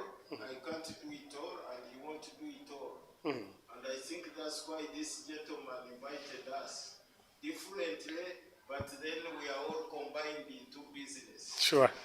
That means for those who are doing IT, even if it was the first year you may think you don't know much, but as he said in Japan or China, at 6 years, this thing is a domestic tool. I have a small grandchild who is 3, but for him he doesn't need anybody at home. He only needs that phone. Immediately you get home, you put it there. He's taking it. If you give him about 10 minutes, you find nothing in the phone. He's grabbed all of them out and he has put his other things. If guests are there, he will rush and get your phone and start taking their photos. He says, "Do you see yourself? Yeah. Do you see yourself? You see, it's 3 years. If that one is controlled and allowed to develop, at 10 years he would be at year 1 at those ones who are doing, not the engineering, which the other one is doing. But for engineering, I think those ones who are doing engineering, you are lucky. Very lucky. Sure. They are already in business. Sure. Because every premise now, every homestead has a computer. Sure. And you will help us. Even there are some of us who may fail to set what do you call it, the washing machines. That is your job. It is there, the directions are there, but at our domestic level, we cannot set a what? A washing machine.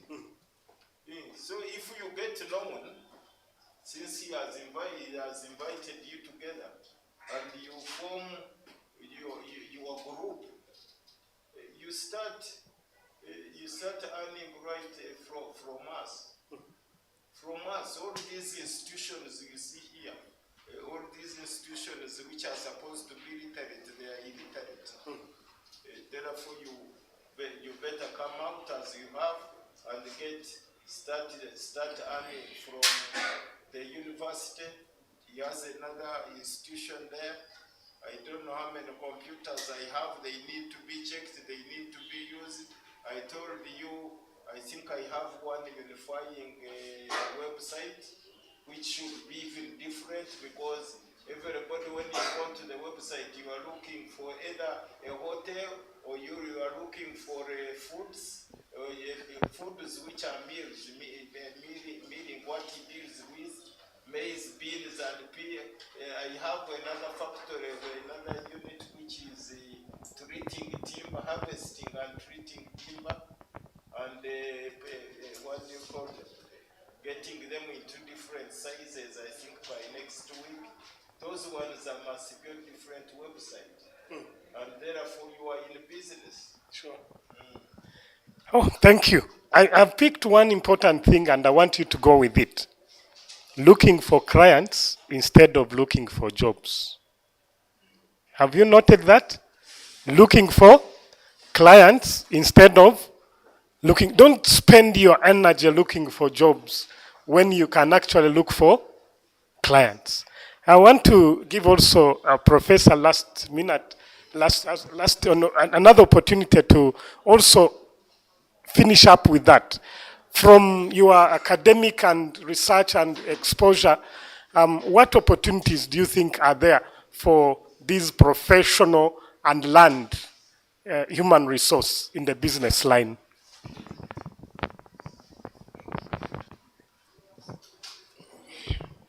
Well, I want to first start from what you have said. In entrepreneurship, we have the 3 C's. We have the connections, we have the customers, and then the creation of value. Those are the 3 core C's of entrepreneurship. The customer, what else? The connection, and then the creation of value. You cannot exist, you cannot persevere in entrepreneurship, you cannot survive in this global village that we have had if you don't have those 3. Whether you want a job or you want to do your own business, you need the connections. Isn't that so? If you want to do business, your core destiny is having the right customers. And for you to absolutely and exhaustively have that customer in totality and you hold them, you must create value in whatever you're giving them. So it is very important that you create, you connect, and then you have the customer. Now, this comes back to the question you have asked me about how we can make use of the professions that we're doing to add value or earn. Quite often, it comes back again to how you set your base, you set your grounds on what you're going to do. I can give an example. We are now studying IT.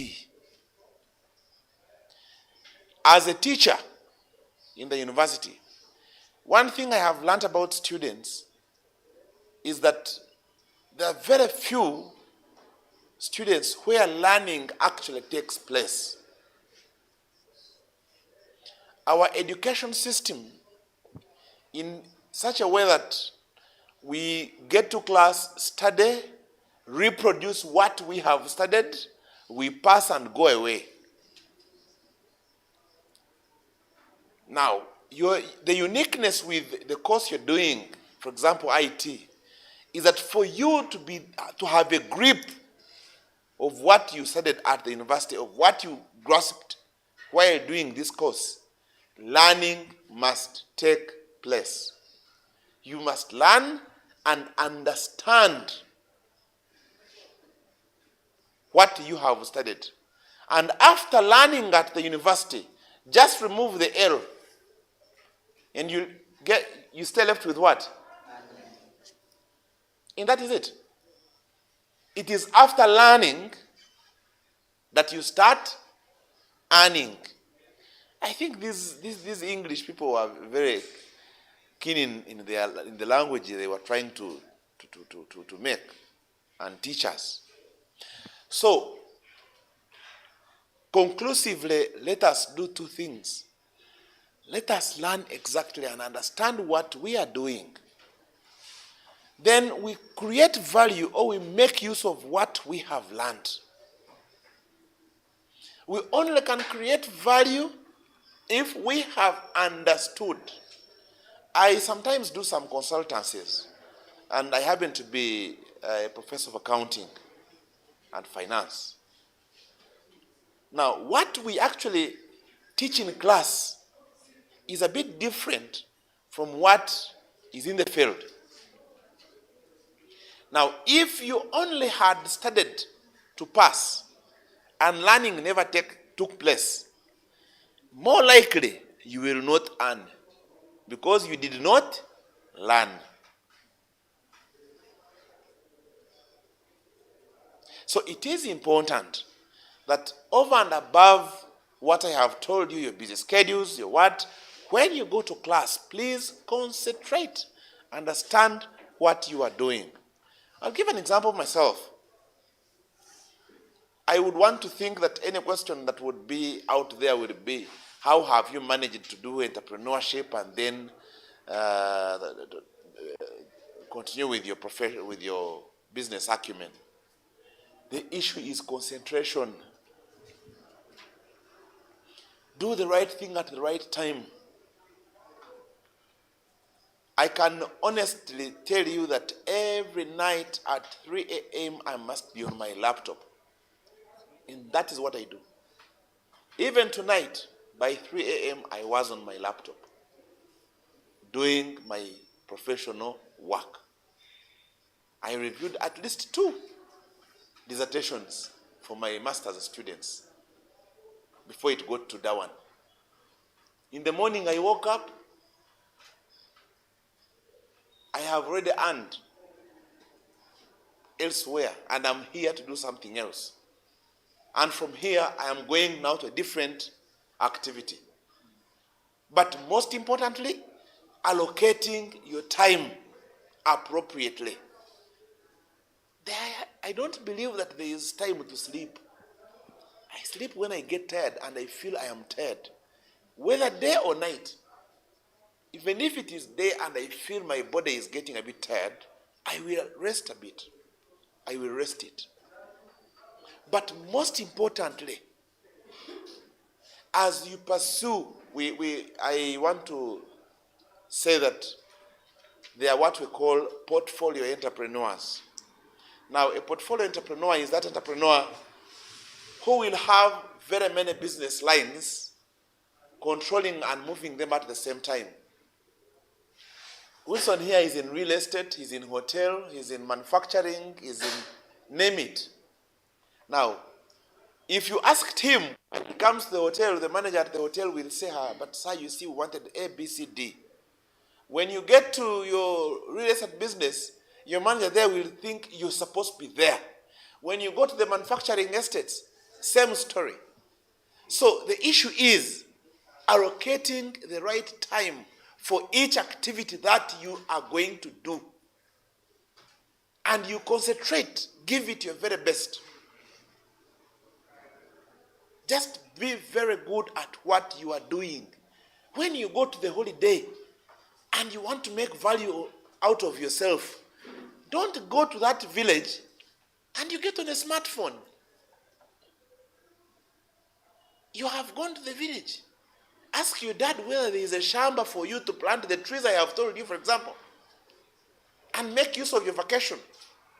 And you know that in this vacation, I was able to do A, B, C, D. When you're back to class, do the right thing. When you're out of class, make use of yourself. The biggest challenge we still have in our economy here in Uganda is the idle population. I repeat, the biggest challenge we have as an economy here in Uganda is the idle population. We have a very big percentage of the population, I think to 93%, that is typically idle. Now, we have three classes of humankind. Three classes. There are those who don't know that things happen. There are those who see things happening. And there are those who make things to happen. So, range yourself and see where you belong. Do you make things happen? Do you see things happen? Or you don't even know that things do happen?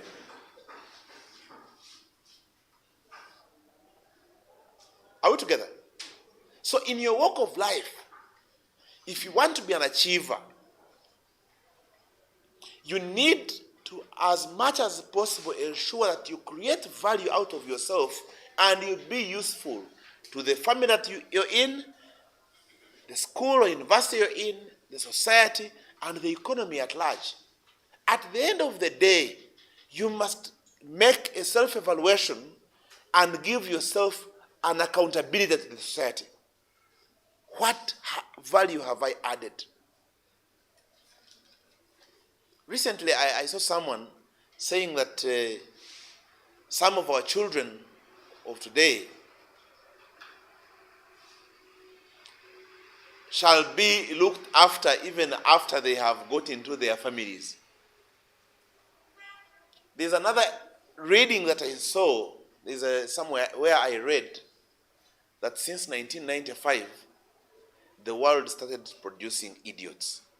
It's not a bad word. Let us look at a positive perspective.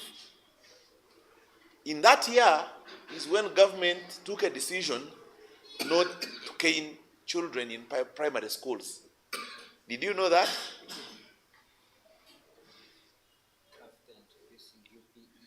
After the introduction of the UPE and the like around there, and they said no punishing students in in primary school and secondary schools.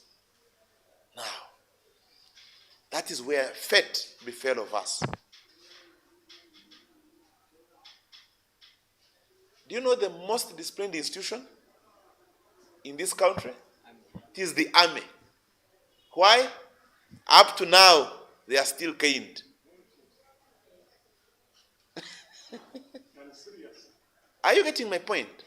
So, we need to inculcate discipline amongst ourselves and in whatever we are doing.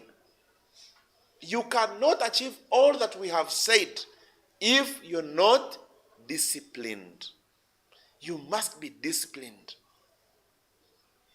So, the ball is in your court. For us, we are here to serve. He has invited me to come and say a word or two. Yes, I will, or I have. But the issue is, how can you make value out of yourself that tomorrow it is you now on the high table to change the economy, to say something that can change or improve or better the society that we are living in? Because at the end of the day, we, the intellectual group, we are the ones duty bound to change society. Look at yourself and see the society you're coming from.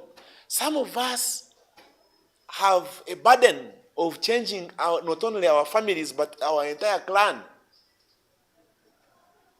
I don't know whether you get that.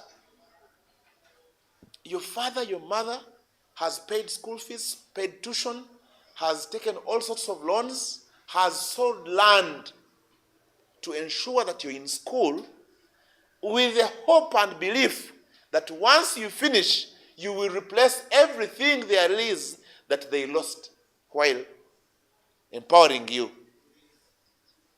So the question to you now is, how will you change that society, courtesy of your education? You are a mentor to very many of your siblings, young and old and relatives, look up to you as a university student. They even go to those families and say, "Mtabanu wananga at university." You know? Are we together? And you get out of this university, and the first stopover is a bar. The first stopover is betting. The first stopover is all about Arsenal and Manchester. I don't subscribe to that as a person. Well, you could find some source of happiness here and there. But it is very important that at all times you keep your flag high and make sure that the society sees a lot of value in you as we change it. Thank you so much. Thank you very much. I think we'll, you have any? Yes, comments? We have some comments online, maybe we can read them, they can make. Yeah, we have some people watching online, and I'm just going to pick out those who asked a few questions. Maybe you can give a comment. There's someone called Kakuru Vincent. He's saying, I'm an IT person working in one of the schools in Bushenyi as a full-time worker, and I would like to have advice on how to start up a business with small capital. Thanks. So any one of you could give a comment. He was not specific. He said he wants advice on how to start up a business without with small capital. And then Tuinom 22 is saying, okay.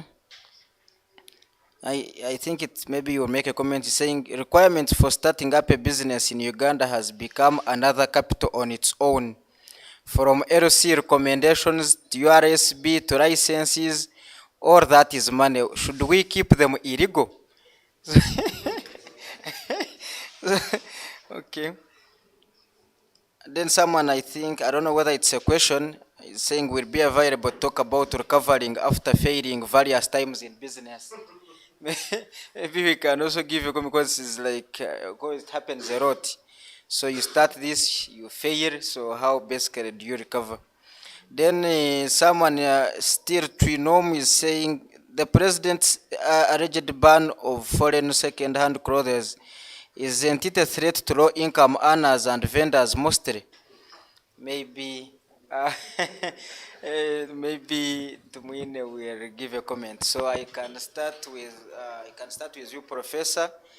One or two comments on some of these. I will remind you in case you forget any, then you pass over to Tumwiine as well. Yes, thank you so much. I think the first question or comment was about how to start a business. I am a teacher somewhere, and I want to start a business.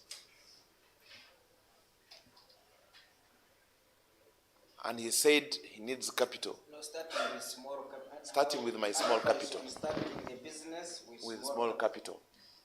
Capital comes from the word capitas, which is the Latin word, meaning your wisdom. So I always tell people that capital starts from the person. And the resilience, the ambition you have, the frugality, the zeal is what can assist you in starting that so-called business. People have started very small. We have different types of businesses or entrepreneurships. We have small business entrepreneurs, We have startups, business startups. We have companies, large companies, and then multinationals. So in here, we would want to talk about startup scaling businesses or scale-up businesses. Now, such a person who is an IT or who has IT knowledge would even start from his own school. You get me? He could visit all his teachers and ask them whether they are doing business. Perhaps you would find that 20 or 30% of the teachers are doing business. Okay? And say, I would want to make for you e-adverts. Okay? For example, I am into hotel business. I have Rika hotels. I have hostels. But I have not seen anybody come to me, look for me and say, I want to make for you an e-advert, so what you pay me. Like Mayor said. So you can start from that. You can even do that using your laptop or using your phone to do such a small business, and you start earning. The issue here is about creativity and innovation. Thinking up something new and doing something new. And most likely it would be much better if you become so creative that you start your own thing that is unique. Capture the people. By the time anyone wants to copy it, you have moved a better mile or a bigger mile. So I would want to comfort my fellow teacher that over and above, is a teacher or an IT person? That over and above his employment, he can pick another dream. Then again, we have a challenge here in Africa and in Uganda of underlooking jobs or businesses. You think you have gone to the university, a university student, that you cannot start that smallest data business, which in actual sense earns the highest profit. Let me give an example. These people who are charcoal vendors. Recently, I was doing thinning in my forest in Chegegwa, and someone told me about charcoal, and I engaged it. This thing made for me over 50 million that I could not even believe. Yes. The trees were already cut in the forest. I did not have who to sell them to. So these guys came from the village and told me we could make charcoal for you, take it. Yes, I said, okay, it's okay. So they charged me 5,000 per bag to make a bag of charcoal. Now, it stayed at the farm.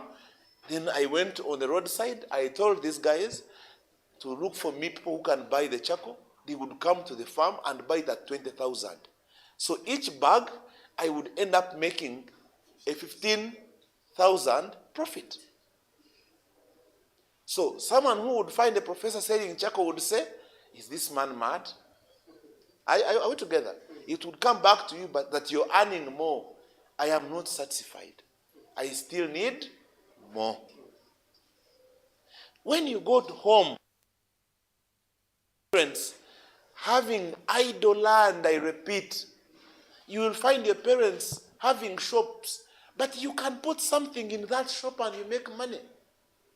Something small, and you say, Daddy, I want to put something in this shop of yours. I go to school, when you said you send me my money. Don't you think your parent would be the happiest? Are we together? So let us not underlook even the smallest business venture that we want to start, smallest as it may be. The other one was, should we keep our businesses illegal since requirements for starting have become... You see, that is wrong and very wrong. That is not being patriotic to your country.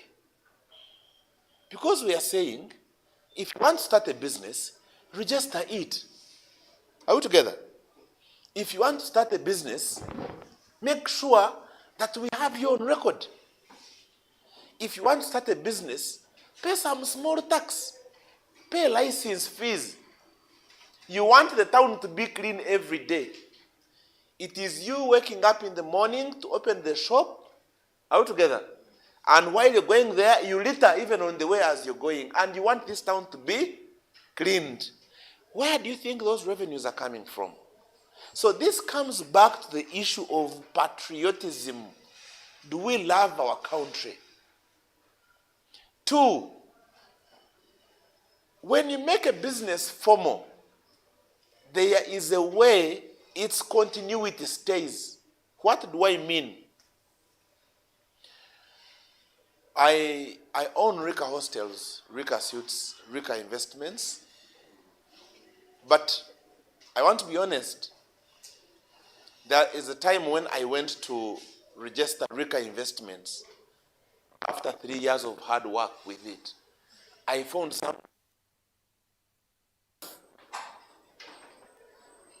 a month owning it. You get my point? So I was forced to turn the different investments I have into their separate names. But I cannot have Rika Investments. So I ended up having 3 business names instead of having one that combines all. Here, what am I trying to say? This is Eyit. You started small. You have built a brand. And along the way, when this brand grows up, you find that someone registered a business in the name of Eyit. So you no longer own that brand. It has been taken away. Why? Because you thought paying 50,000 to register the business was very expensive for you. Are we together? These brands that you see, Benz, Ford, they have been there for centuries. That is why they have been able to exist and maintain their brands. So registering your business name is very key and beneficial only and only to you, not to anybody else.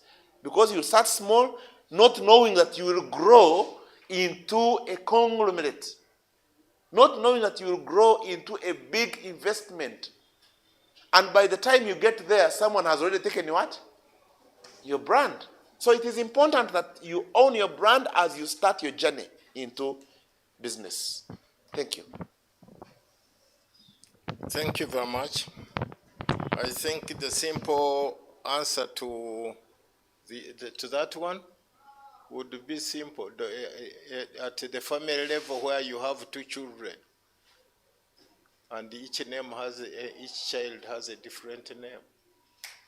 Yes. You look at it.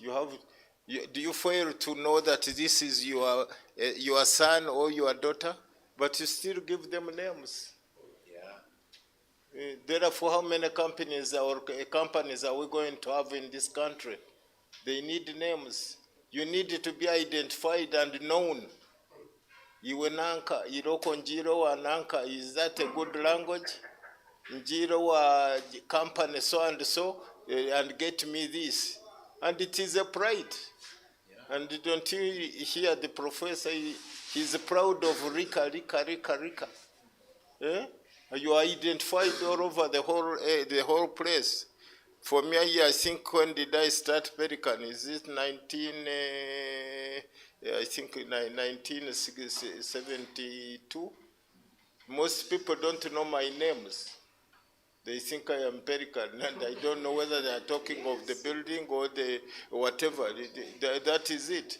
And therefore, he should be proud to have his own name for his own small or medium or large company, and then he moves on. Somebody else was talking about, is it Mofumba? Second-hand clothes. I don't know. Whoever said it, was it not the president who said he intends to ban them? I think I don't know even which language he used because I didn't hear it directly. Or he intends to, because The second-hand clothes will burn themselves. Previously, during our years, we used to see trucks carrying muvumba, was it either to Rwanda or to Burundi? And there was nobody buying or selling muvumba or old clothes in Uganda. This is not a long time ago. But things changed and muvumba came in. It should have come in during the Amin regime, when the Asians who were manufacturing clothes left, were pushed out, and we started getting all sorts of, including the old clothes. And I remember when we were at school, everybody was putting on those different colors of ginger, and the khaki and the khaki shorts and the khaki white, and they were all made in at ginger Nyanza Naitio, right? And all of a sudden, when the economy shrinked a bit, then came in the Chinese clothes, which the material was terribly bad. If it was during the rainy season, we could see the children shaking without sweaters, because you cannot buy a sweater when you are failing to buy a shirt.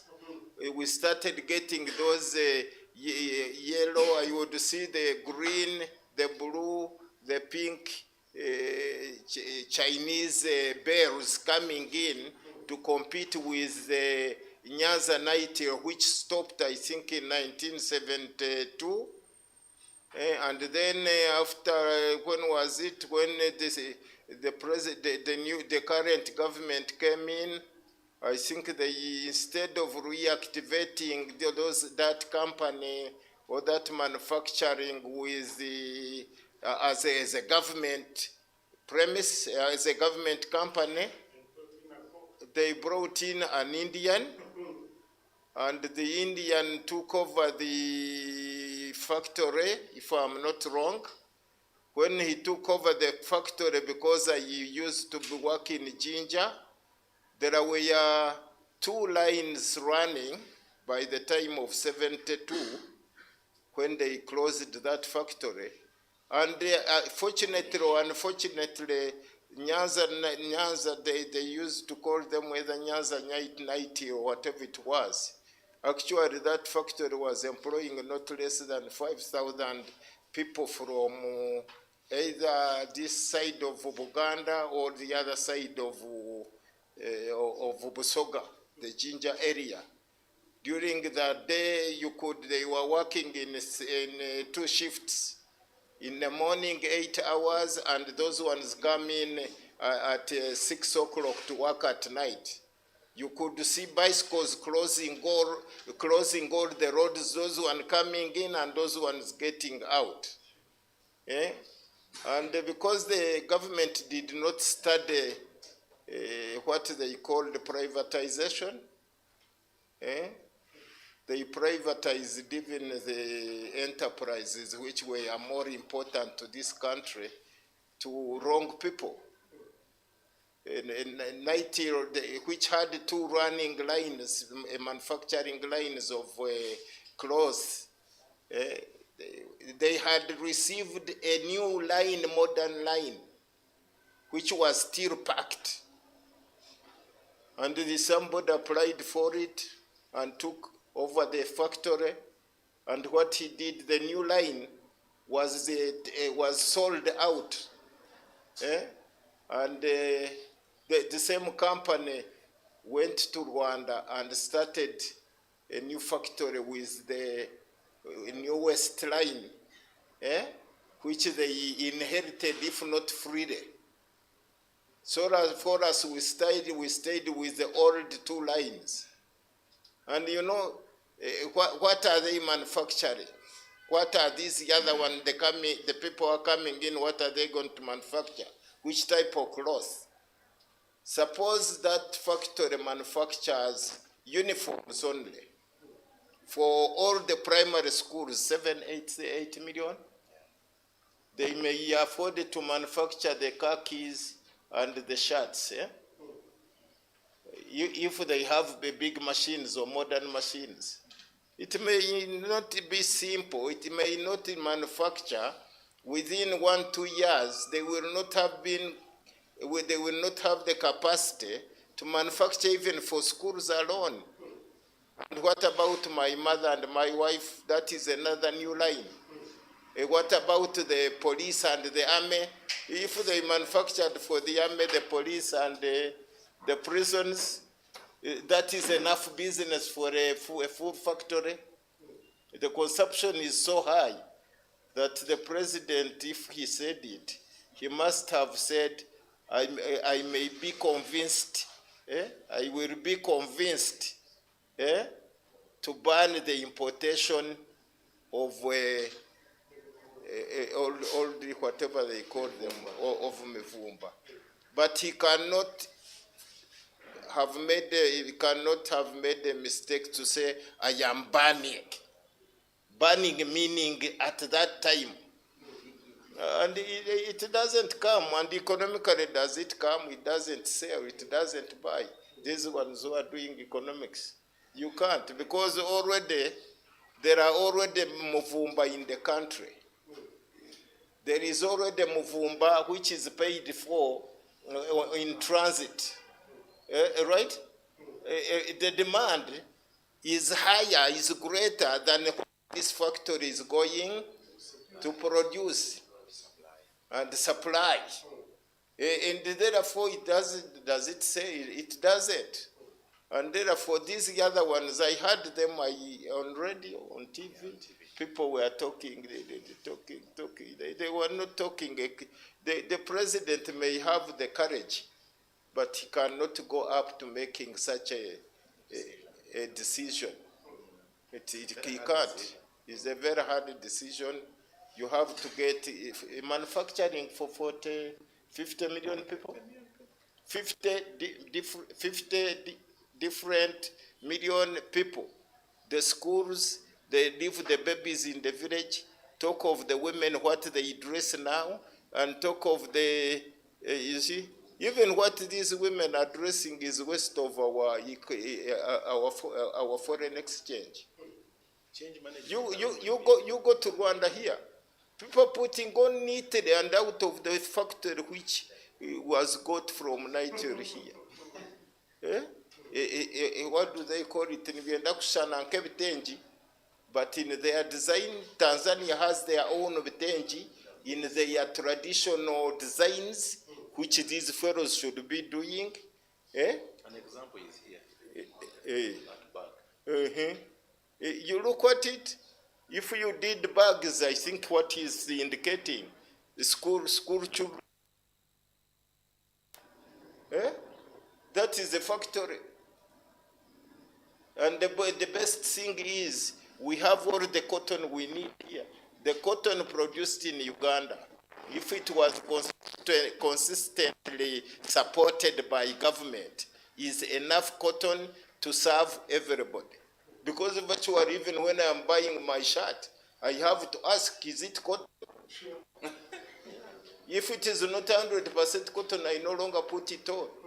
There are those rayons, I think polyester, and I no longer put them on. Many people don't put them on. But the cotton is in here.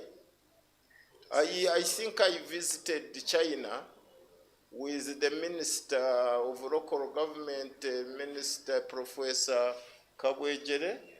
It was a delegation, and we were looking at many things, looking at how they manage their economy, how they manage these people above 65 years, how they manage the lower grades and the rest of it, how are they manufacturing, and where do they get the raw materials and the rest of it. And we also went to a factory and asked where they get their cotton.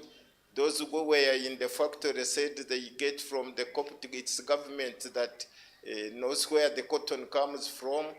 And another one who was, I think, a general manager or something, he said they get their cotton from Egypt. And we tried to assess, we called back to Uganda the difference in our cotton, and we discovered that Uganda was having the better cotton than Egypt. And when we looked at the price, theirs was cheaper and ours was more expensive. And ours was more expensive because they did not know that even we manufacture cotton, we grow cotton in Uganda. And therefore, the invest, including the shipment, the way we ship our goods, get organized to ship, it was different, and we were convinced that the best thing we could do is to get our cotton into, you call it yarn, into threads. Threads, yes. That is value addition, and then we sell those threads instead of selling the cotton itself, and we remain with what is supposed the seeds and what for our agriculture and other chemicals. And we had, there was a better deal in that, but then we would have lost, totally would lose the cotton, which we badly want. Because some of these trousers are better in cotton than is it some plus wool and things like, if you have wool in there, will you wash it locally? You have to dry it, which becomes difficult for most of us to go to take our clothes to dry cleaning. It is not very easy, it is not cheap. And therefore, I want to convince, I want to maybe clear what people might be thinking of, that the president said he is banning. No, that is an intention which needs time to make sure that our country, our population will be able to get closed of our production. From the cotton we are doing, what we are growing in Uganda, which is enough. Was it last week? I passed through the national park, Queen Elizabeth, on the way to Kasese. When you look at all that area which used to grow cotton, there must be some problem. It's a problem. Now it is maize. I see some beans, some soya bean. Some problem is there. If we want to make sure that everybody is closed properly, nicely closed in Uganda, it's possible. We need time. And you know the problem we are going to have as a country is merely welcoming these people we call investors. He comes with his small machine and he tells you he can do the clothes, how much clothes is he going to make. And then we think now they have come. And if they come with a machine which costs about, they call it even less than $1 million US. I don't know what that one turns up into Uganda shillings. That is, Ugandans have the capacity to become the local investors. $1 million. Even if the bank gave it to me, I would be able to pay it back in less than a month. But will your bank give it to you? They don't. I remember I saw in 1989. I saw an Indian with these small briefcases which are as big as these laptops. And he was an old Indian. He wanted to invest in Uganda. And he had the idea, the feasibility study, but he did not have all the money. But he said, once this one is approved, for me, we'll get money. And he managed to get about 200 million 200,000 US dollars, which he said he had. And he approached one of our local banks. But because he was an Indian, he was given money out of his paper and out of the 200,000 US dollars. And he's now the richest Asian now in Uganda, out of 200,000, but because government, no, the bank respected him and his feasibility study and allowed him the money to start with, is now the richest. I think he's the one owning this ferry between, which is carrying fuel, what do you call it? From Kisumu to... No, the pipeline. No, it's a ferry. It's from Kisumu to somewhere in Entebbe. Yeah? But you see, our color is so bad in this country. And by ourselves looking at our own color as inefficient, inferior, it can't do much. It's unfortunate. There are people in this country who know what to do and how to do it, and they only top up. I've seen it all over the whole place. You go to UD, they call it UDB now. Yeah. They call it, I see another one called the UDC. It used to exist, I think those years, it is being reactivated. UDB, even during COVID, UDB was given money to support companies which got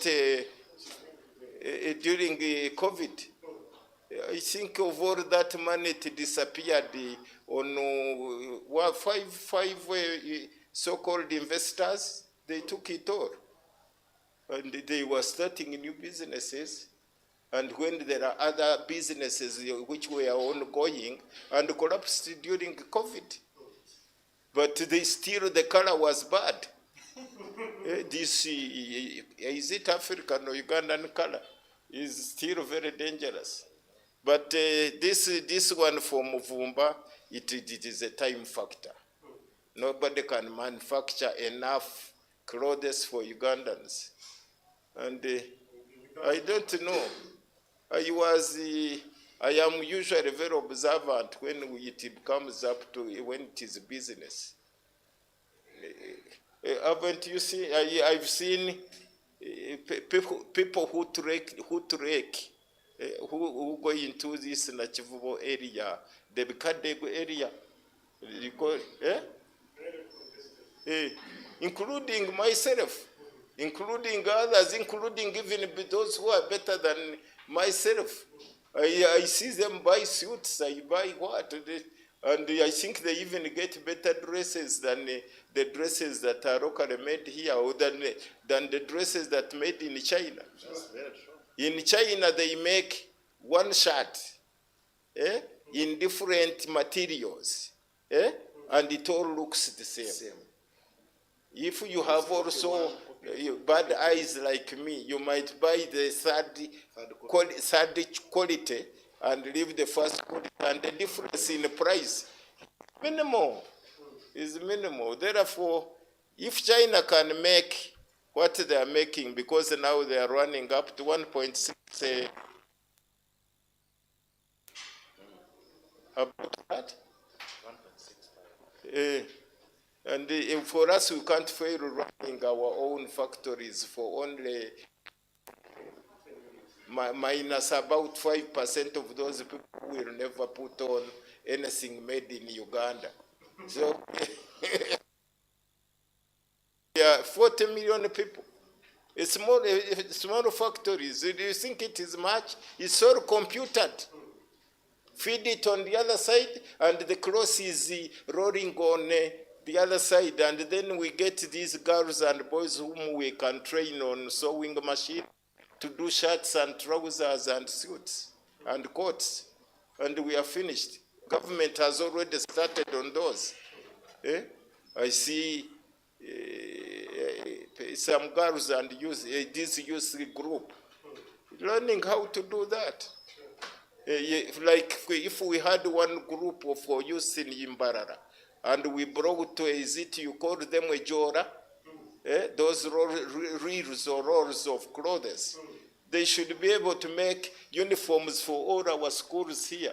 And they are putting on uniforms which are of quality cloth, but not putting on Chinese clothes, which is like a kavwera polythene. Of your certain micro. So those are the problems. I think we need people to start thinking. I am even happy that I think we are going to be forced to start thinking, doing things by ourselves. Those ones, I now hear rumors of World Bank and what. I think also by World Bank did a study on us to know that whatever money we ask for, some of it is useless. Secondly, whenever they give us the money, we don't use it as we plan. Thirdly, I think most of it is misused, if not robbed. What is that? The polite language. Embezzled. Yes, when I was in government, I could see a lot of hopelessness. And one time I asked a bigger meeting of all the municipalities. I said, is this our priority? Secondly, it seems you are becoming too expensive for whatever you are trying to do. And some intelligent, is that also polite? Some intelligent politician or technocrat said the money was from World Bank. I said, what are you talking about? And he said, yes, we have to use it because the money is available to embezzle. And actually, that's what has happened since 2008, embezzlement of misuse of World Bank money. And therefore now I think the people have recognized that we don't know how to use money. I think he talked of behavior or something, discipline. Most of what we do in Uganda, there is no discipline. And therefore, once there is that, then there is no discipline in using, there is no discipline and paying back what we use. So it's a big problem. But the question was simply, did the president say that? He didn't say that. It is a future intention, but not immediate, or else it would collapse this economy. What we need to know is some of these muvumba or no muvumba or vehicles or all muvumba, I think they are also muvumba, these vehicles we drive. Once you are able to stop the clothing and the shoes and the knickers and the socks and the rest of it, then you also think of these vehicles which are murdering people on the roads. The reason is because we are using outdated equipment, including vehicles. If in Japan, all the vehicles you see here, the UWP, is it the UWP now, the current number? BP. BP. Oh, UW something. UBP. The new vehicles. Yeah. Those ones are just from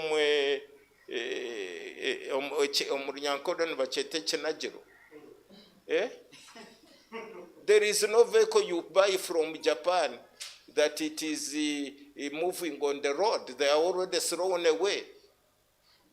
1990, 1980, 1920, 2000, and up to 2005, all the vehicles are thrown away. And we buy and ship in dollars, and we bring here, and then we register them and as new cars. You see, government may get the tax, but then you have allowed these dead vehicles to go and kill the people. I would rather strictly say we import the new vehicles and we get less tax and save our population. How many have died last week? It's very many. All these vehicles, I think 95% of the vehicles moving on Ugandan roads are not supposed to be on the roads. But it's because they are imported. Why do you import useless vehicles to come and kill people? Eh? Recently, I heard they want to limit the borders on roads. Then when you limit them, people will not move. Will they be able to move? I see. Have we been to Kampala of late? I see streams, is it a better word? Streams of borders on the road. Yeah? And as government, if you no longer need the borders, you don't need to fight people. Those who want to buy borders, stop them from importing them. Finish. Say from now we don't want any importation of more borders. You don't have a border in the center of the town. And that is all. But if you just go, we stop. Why did you allow them and register them? And then tomorrow you want to stop them from working? That is not even politics. It is mere common sense. So we have problems with some of them. Those small things, and you know, they are to the commoners. Like me, politician who wants the commoners, if I start harassing them because of a border, I think I am wrong. I wouldn't do that. You have anything politically which you want to state, you must calculate their consequences. And maybe you will advise yourself that it doesn't work. Otherwise, thank you very much. I want to thank these young ones who wasted their time to come and listen to us. We are learning. We are also learning from me. I'm only going to learn from you. If you come and I give you my work, and you get work, you get employment, you get money, is better than looking for. I know in the government they are the best paid. These are ITs now. It's a science. It must be, which one now? The most highly paid, if you can get it. But you can even get the same, better money when you are employing yourself. Not on the time 7 o'clock to 8 o'clock. And you employ yourself, it is much better. You manage what you earn, and it forces you to look for more jobs and earn more, so that you are able to get better money to do whatever you want to do. I want to thank my colleagues who joined me, the professor and the professor in the making for, and also I want to thank you, Eyit, is it? For identifying me, a foolish man in town, and inviting me to join these other ones. We learn from each other. And business is changing very greatly, very greatly. Therefore, when we get to the youngsters, they have something they know which I have not yet known, and they can utilize them to improve on my business so that I become a better businessman.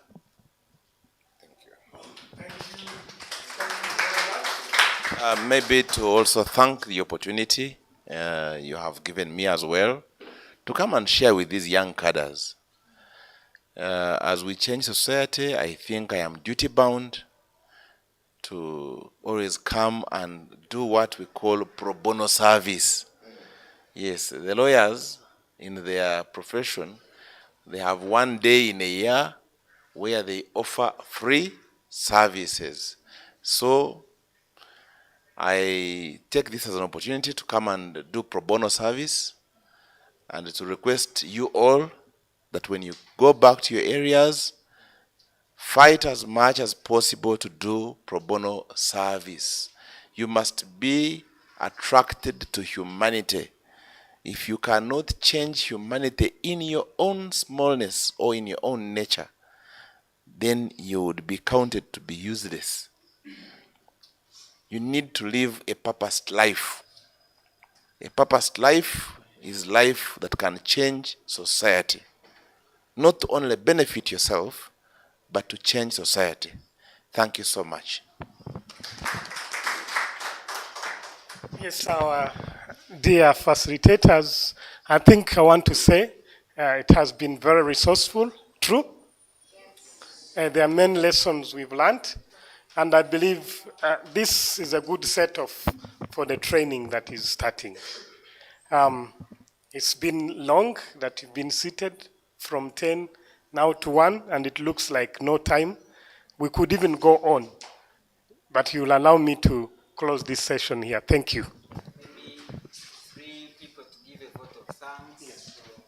So, since we didn't have ladies participating, because we are giving an opportunity to only ladies this time around, the close to the key.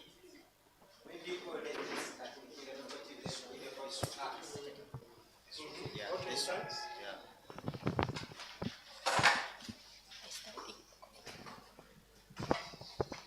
Good afternoon. I take this opportunity to thank everyone who has attended, because I believe as big students, we have courseworks, we have whatever we need to do, and we also, we've been in our places, maybe watching movies or what, but we have spared our time to come here. I thank you all. And to our facilitators, I don't know if I can thank you enough, because not everyone is willing to give you knowledge of how best you can improve yourself. No one wants to be smaller than the other. So there are those people who will not give you the advice, the information, because they don't want you to be bigger than them. But you giving us the information you've given us, it shows us the parenthood, the will in you to develop the community around you and to be important to the community after all, like you said. And to the director of Eyit, we are so grateful for you have given us many opportunities, even bigger than this, for us to learn more outside class, things we need to do and implement in our lives for a better livelihood that we need. Thank you so much.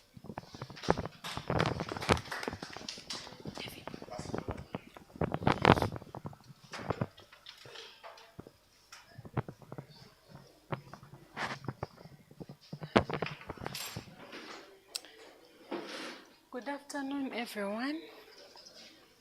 I already introduced myself as Catherine and a student at MAST. I want to thank you so much for fixing us within your busy schedule according to what you've told us today. You're very busy people, and we thank you so much for giving us your time and sharing with us your experiences and giving us the knowledge we need to have. Thank you.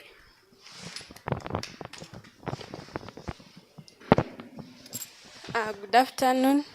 First of all, I want to thank God who has enabled us to reach this day. And I would like to thank Mr. Ronald. Thank you for inviting these big people to come and tell us good and productive ideas that will help us in our future. And my fellow students, thank you for making it to here. And let us always keep this way, and we shall make it in life. Thank you.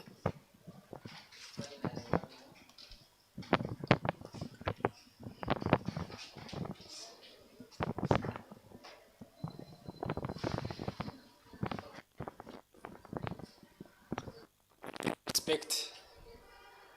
Thank you, the organizers of Eyit. And I take this singular honor to thank the facilitators.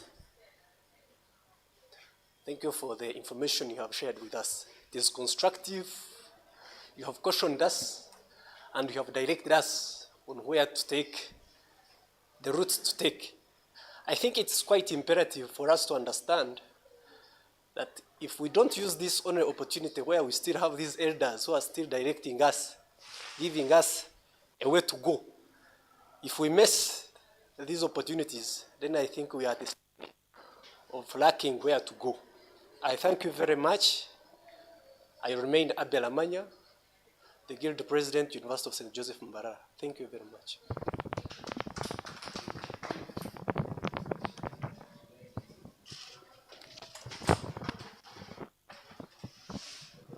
I've already introduced myself as Olivia Kakwasa from UWRTI, pursuing a diploma in wildlife tourism. I'm also happy to be part of you as I thank our supervisors. You have really made it well, and through your experiences that you have shared, for sure I know you have given us an insight on how we can be able to start or approach our initial stage of our entrepreneurship. Thank you so much. And not forgetting Mr. Leonard for the good work that you have done. Well, the one behind all this. Thank you so much. Thank you so much. I think we are closing this. Personally, I have learned a few things, especially there's one thing that I will not forget. I don't know who said it, I could have forgotten. Instead of looking for jobs, you would rather look for clients. The other one was the 3 C's of entrepreneurship: the customer, connections, and creating value. Personally, at least I know 1 C has worked for me, connections. So that's why I have Tumwiine here, I have Richard here, I have Kavanza here. Those are connections. So sometime back I was with Mr. David Kavanza when we met Ame from the US Embassy, and we pitched. We were telling her about what we do, and she got interested, and along the way, Eyit got a grant through her. So those are the connections we are talking about. Yeah, so take these things seriously. Just meeting someone once, you tell them about what you do, you keep the networks, you keep talking, and months later, you have money coming to you just like that. So connections are very, very important, and that's why I had to note down these few statements. So we're going to have at least a group photo, but of course I'm handing over back to Kavanza to conclude. So we're going to have a group photo so that we update our statuses. So I mean, we have to feel good with the professor, with former mayor. So I mean, we have to do that. So who will help us take this photo? Who has our camera? So, yeah, someone is coming over. So Kavanza conclude.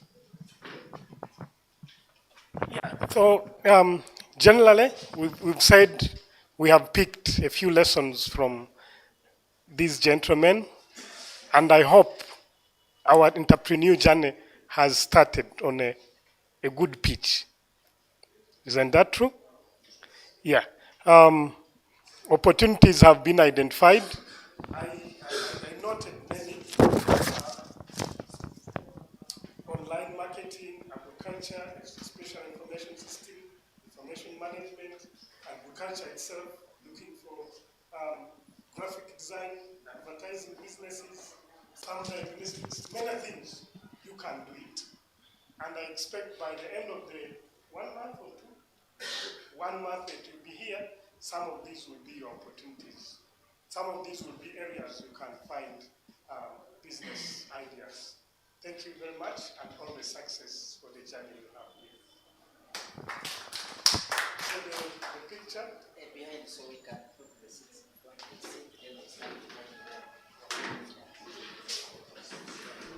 So let's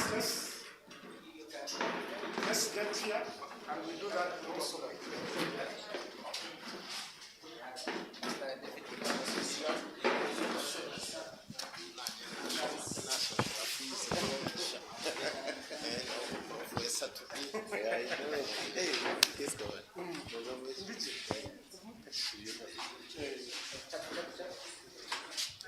let's do this very quickly.